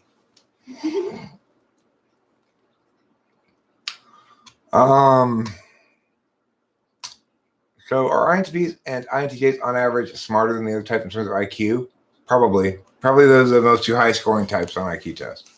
Does that actually make them smarter? Well, it's up to you to decide. INTPs and INTJs say yes. It depends what you prioritize really in terms of your general label of intelligence. If you prioritize creativity first, then you'd probably say ENTPs are smarter. But it's generally not prioritized first in terms of intelligence. It's generally prioritizes things like pattern recognition, which is NI, which is ignoring for ENTPs. For me, especially, I don't know, personally, I have really bad visual pattern recognition. I can't figure out how to turn a piece of furniture to fit through a doorway. It's always like, what? Look, there's no way this is going to... I had this experience in my second marriage.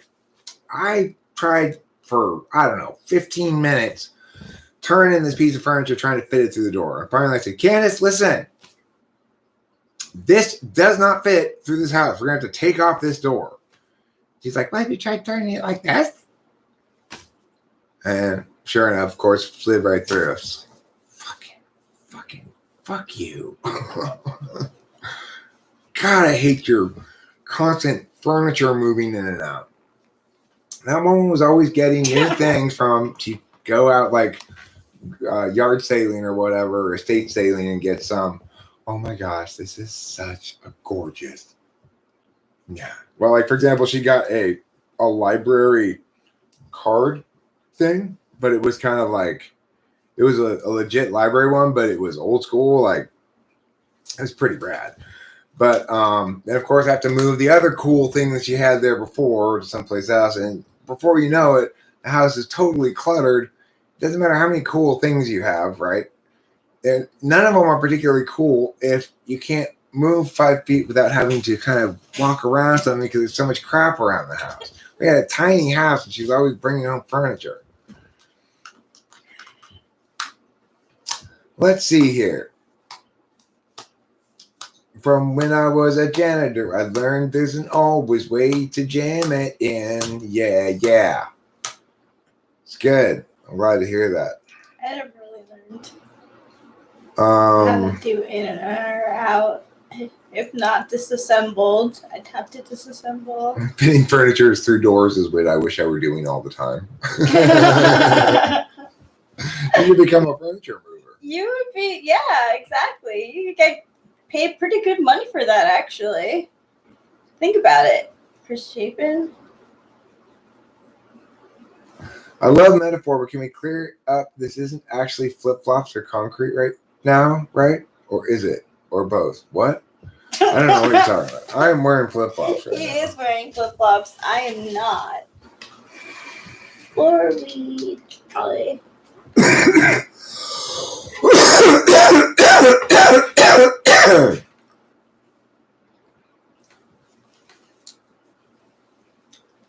He's what I call a handsome fellow.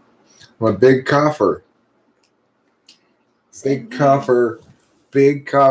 Talk about mud flaps. My girls offer. That's from a variant on the song "Big Bottoms" from the movie Spinal Tap. Oh yeah. It F King snowed today. Where do you live in a snowing place, Chinexio? What state do you live in? The state of snow? I'm from the state of Indiana.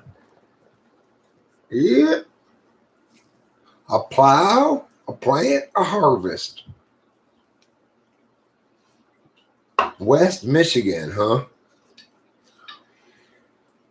Well, that's what you get for living in Michigan, I heard it gets Genexio. cold in West Michigan. That's what you get for living in Michigan. Got nobody to blame but yourself. It is pretty late to be snowing. It's late April, so that sucks. I'm sorry to hear that. I was looking for newspapers. You see one? No. Yes. Yes.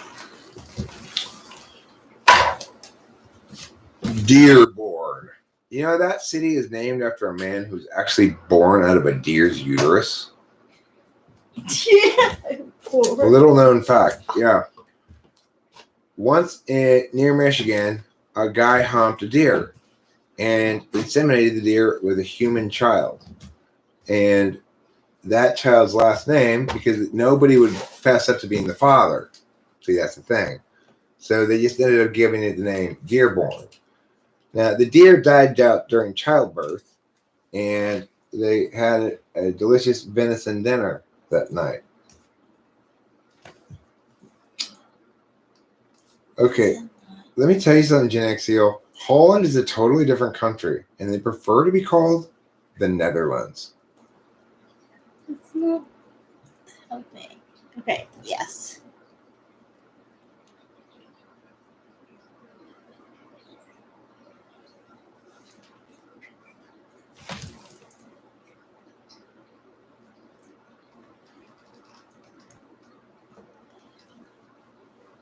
Okay, got it.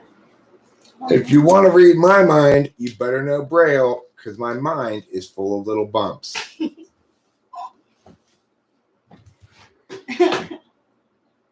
That's some snappy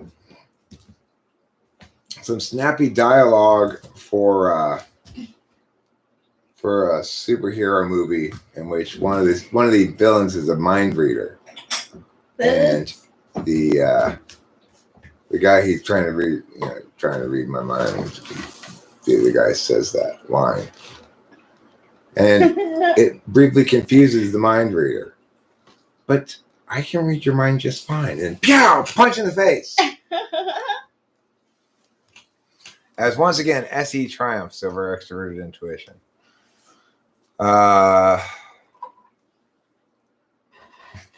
You know, the number one suspect at the time was this gentleman who had the unfortunate name Buck Deerfucker.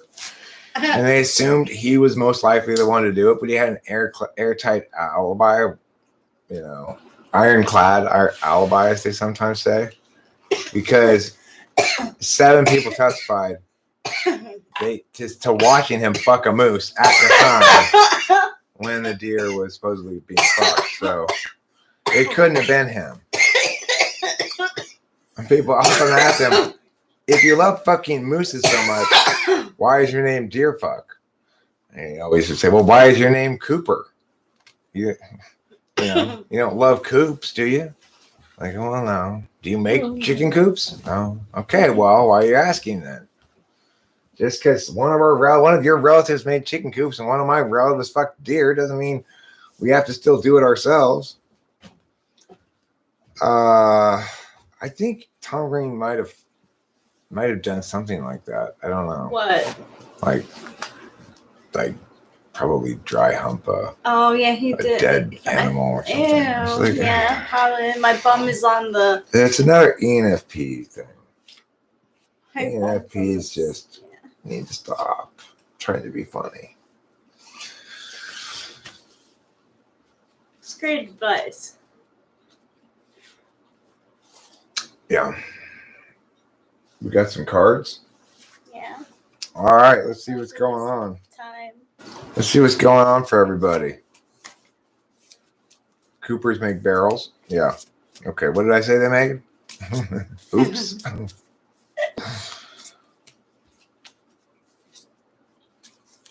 All right, this one's for you, Chris Chapin. We're going to do your body, your heart, we're going to do your emotions, your mind, and your intuition. Your emotions first. Oh, this is upside down cards. Hold on.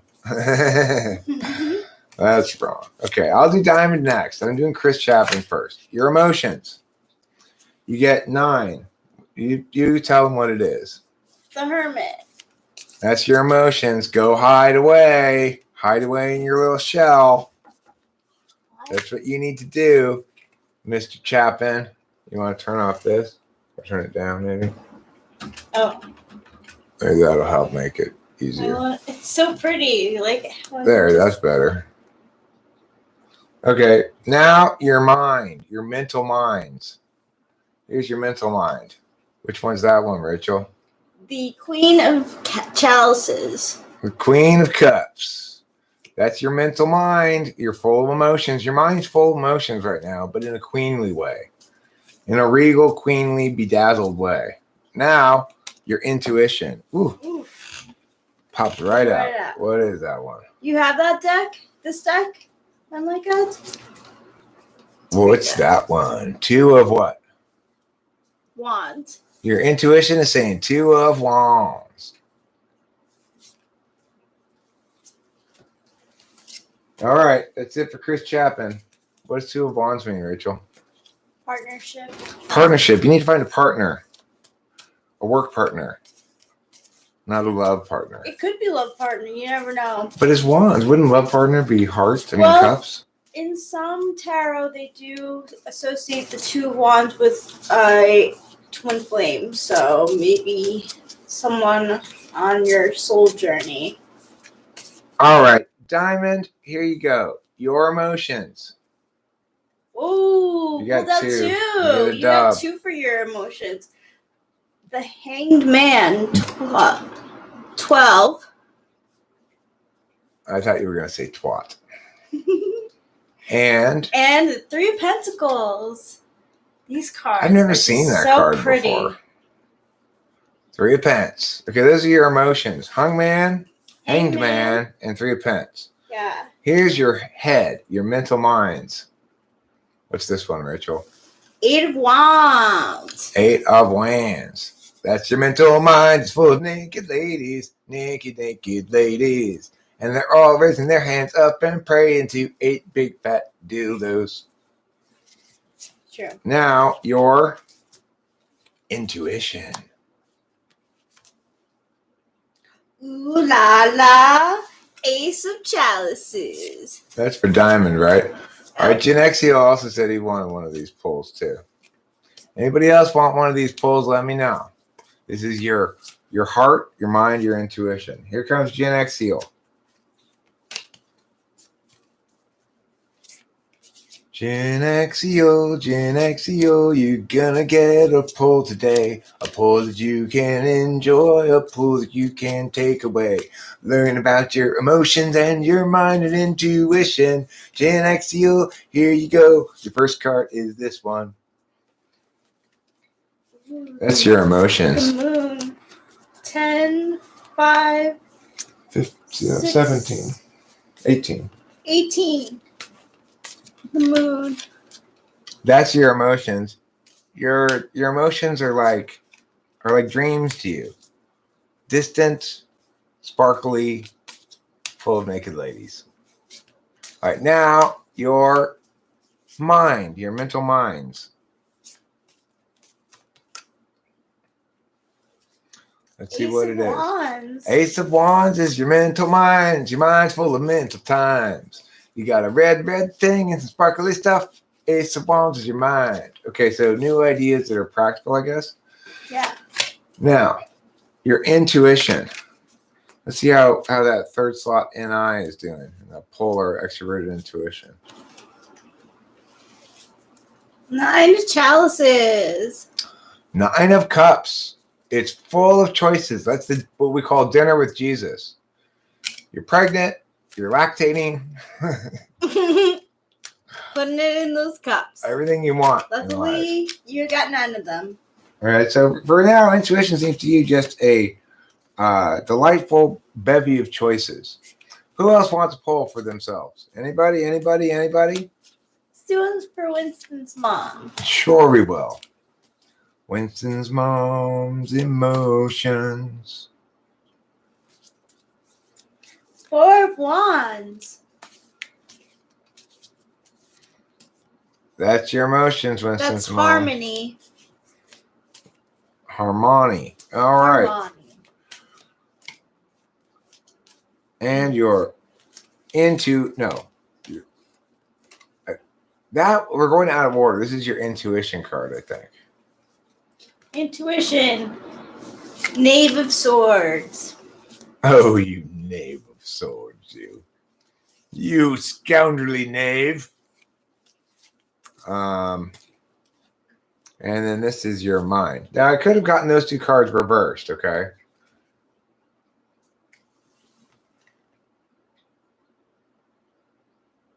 What does that one say? Queen of Pentacles. Queen of Pentacles. Queen of Pentacles. This is small. Woo! All right, you got a bonus card fell out. What's that one? Knave of Wands. Knave of Wands. I guess that's the answer to your question. The tarot answered your question. I don't know what that means. You have to interpret that as you see fit. Cassandra M is next. Cassandra M, here you go. Cassandra M, yo, yo, yo. April 27th. Yes, Eric's birthday is April 27th, 1971. All right, Cassandra, this is your emotions, your emotional heart. What does it say? 4 Swords. You are napping. You're loving your nap time. You're loving your bedtime. You're emotionally asleep, Cassandra. Mhm. It's time to wake up. It's time to wake up your heart. See what your mind is saying. 3 of Cups. Your mind's saying, but I'm partying in my comfort zone.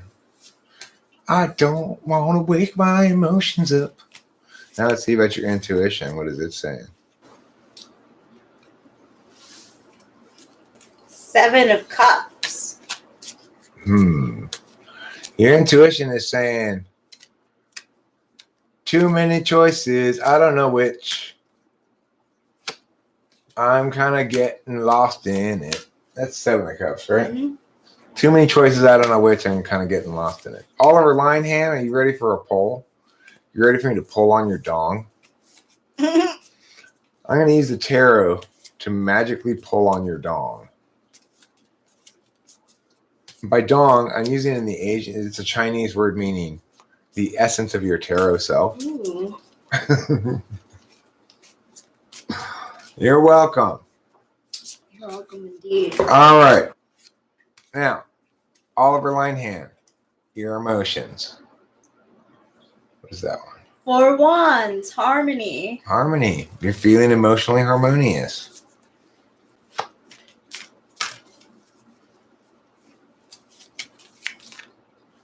Now for your mind. The mental part of yourself that is mental and mindful. The thinking, the thoughts, the mind. 4 Cups. 4 Cups. Your mind is on. Is that no, that's 5 of Cups. What's 4 Cups? Consideration. Your mind's on, hey, let me think about how I feel about this. That's what your mind is saying all over line. And let me think about how I feel about this. Now, lastly, your intuition. That's 4-8. Slots 4 and 8.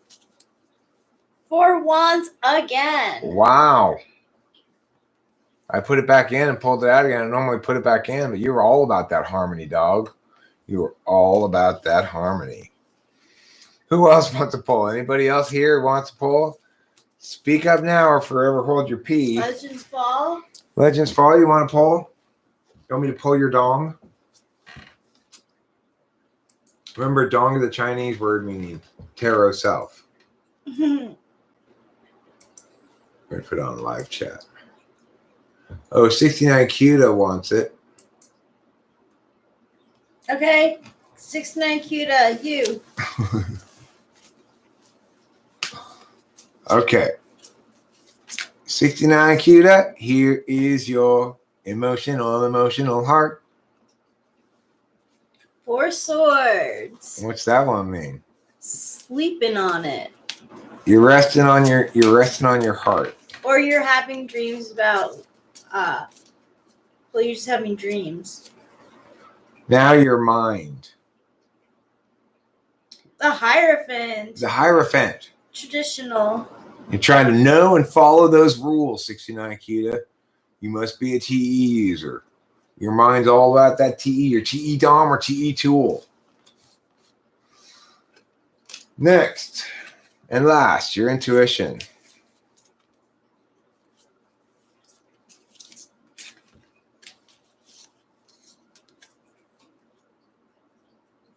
Ace of Pentacles. New ideas about practical matters. That's what that means. Yep. That's what your intuition's doing. You must be an INTJ or something, or possibly ISTJ or ESTJ or ENTJ. That's what the tarot says anyway. Now, don't get me wrong. You're welcome. Okay, so El Lobo for Rose, you don't want me to pull your dong? Would you like me to pull your cards? Oh, well, just go show you what the tarot knows. You can't trust the tarot to type you. You got to trust me to type Yeah. you. All right. El Lobo for Rose. Here you go. Your emotions. 5 dongs. 5 of Wands. 5 dongs. That's regret, right? That's Crying over spilt milk? No, that's cups. Mm-hmm. What's 5 dongs? Confrontation. Confrontation. Your heart's filled with confrontation? Congratulations, El Lobo for Rose. Here you go. Now your Sometimes mind. you gotta confront things. You gotta be the confronter. If your heart's full, for it. if your heart's full of confrontation, your mind is full of Strength. strength. Yeah. You're powerful in your confrontation. I like to think of that kind of as a patience card. Yeah. Okay. Patience in your comfort. Oh, that must be your intuition card. Ooh, the Hermit. The Hermit. Your intuition saying, retract.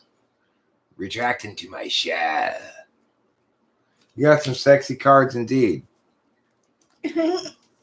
Congratulations to you. Congratulations, you did. Now, is there anybody else who needs cards pulled for them? Me. Rachel does. Your heart. Your heart. Oh no. Oh no, it did. Oh no. Your heart is encaged by swords. How very sad. That's very sad. Let's see what's next. At least it wasn't the 3 of swords. Your True. mind. Your mind. It's the 3 of Swords, I swear. That'd be great. Your mind. I'm trying to tell the tarot deck it's not being very cooperative.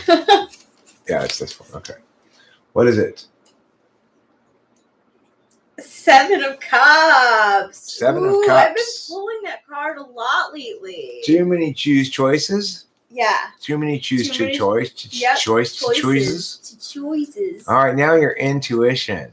Here we go. Here we go. Ready, ready, ready, bro. My intuition. Knave of Chalices. Knave of Cups. Your intuition's kind of a teenager emotionally. Yeah, I'd say.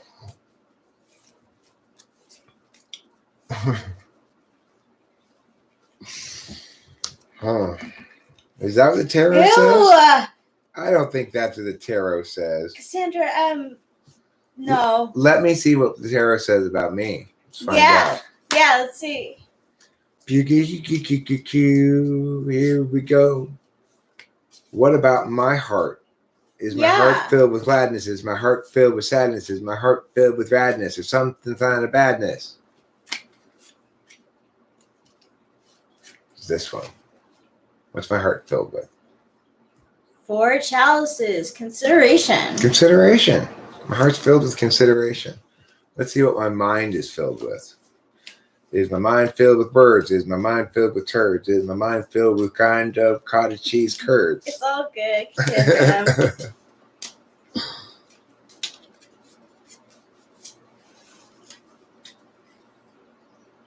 What's on my mind? Ooh la la, the Three of Cups. You and me and the baby pouring wine on our heads. Uh-huh. Let's see what's on my intuition. See what my intuition's doing right now. It's just fucking around, Eric. Oh. You're right, Eric.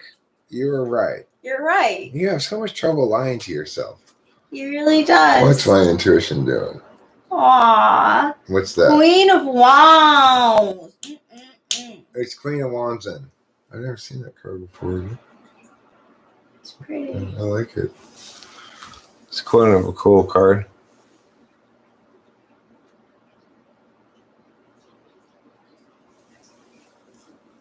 Yeah, trouble has been around a lot more lately. Yes, actually. Did you hear about the present that Trouble left us? I think he left it for the family. Yeah. Meaning me, Eric, and Eric's dad. And it was a baby possum. We still haven't done anything with it yet. It's a little rough. Let's pull a card for is a dead baby possum. Yeah. Let's pull a card for Legends Fall. Yeah. His heart. This is Legends Fall's heart. Aw. Is that the Hermit? Hermit. Yep. Oh, Legends Fall. You're not alone. Don't be scared. You have us. This is your mind. Wow, that is This the thing keeps popping up. Yeah. Huh? What is it? Four of Cups. Consideration. Yep.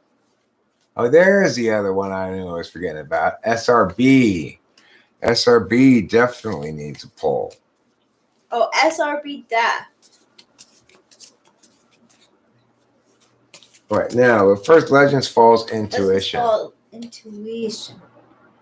Ooh, I've never seen that one. I don't know. 8 of Swords. Oh, I have seen that one. What is it? What does it mean?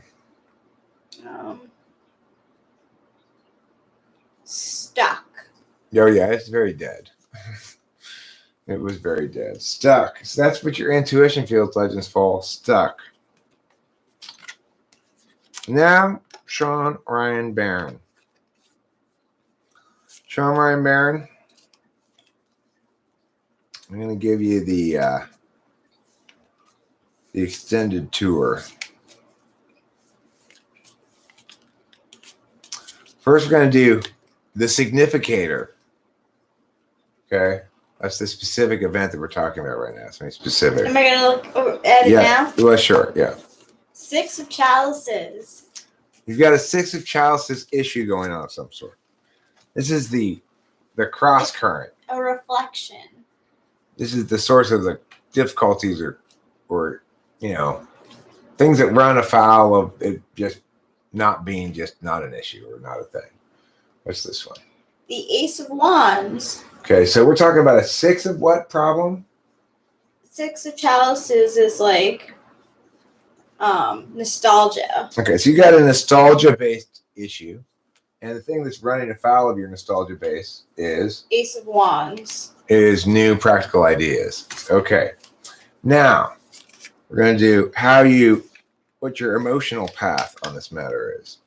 This one The right cards there. are just flying out. I love that. Emotional path. 9 of Chalices. So it's like dinner with Jesus. You got a lot of choices. They're all good. Now your mental path regarding this. What's this one? 5 of Swords. Stuck. You're mentally stuck on this issue. Your intuitive path. So you're not going to be able to go with your mind. You have to go with either your heart or your intuition. Your intuition says King of Pentacles. Practical. Practical. You got to be practical. And let me give you an underview. This is the foundation upon which you should or can rely for linkage. Yeah, exactly. Hot tamale potent stuff. Ooh, Ace of Chalices. New love. emotion. New love. Yeah, new The emotion. tender kiss of a new pair of lips.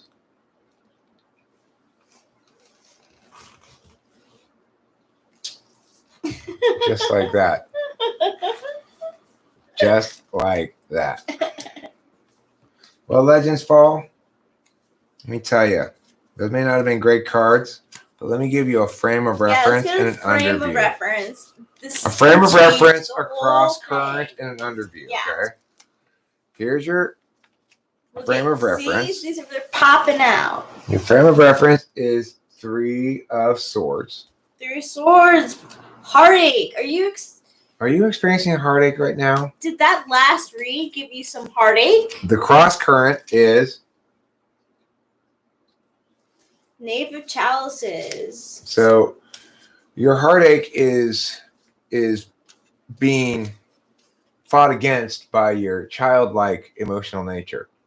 Your date flaked on you tonight. Okay. So that's good. But it's easy enough for you to forget about it because you're just knave-like in your emotions rather than knight or something.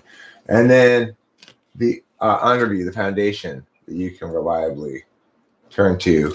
10 of Swords. That's destruction. Congratulations, Legends Fall the Destroyer. You feel stabbed in the back. I like to talk like that about the 10 of Swords, stabbed in the back. Oh, stabbed in the back? Yeah, because the guy's laying on the floor and he has 10 swords sticking out of his back, but this one's different. It's more like caged. And you have the swords aiming at your mind. Well, it depends who's on top and who's on bottom, right? Yeah, that's true. Person on top there is like throwing down the swords. I didn't even notice that. Yeah. And the person on the bottom is like, ouch, I'm getting my head chopped off. Yep.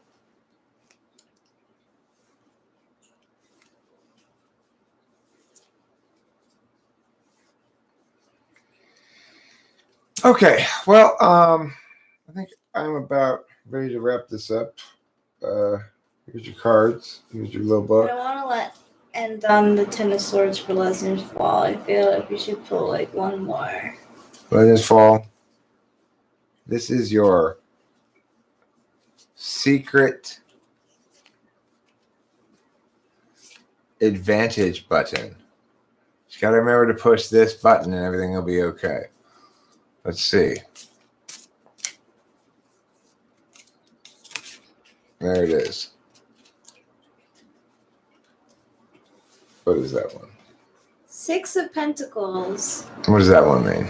Sharing. Your advantage button is to share.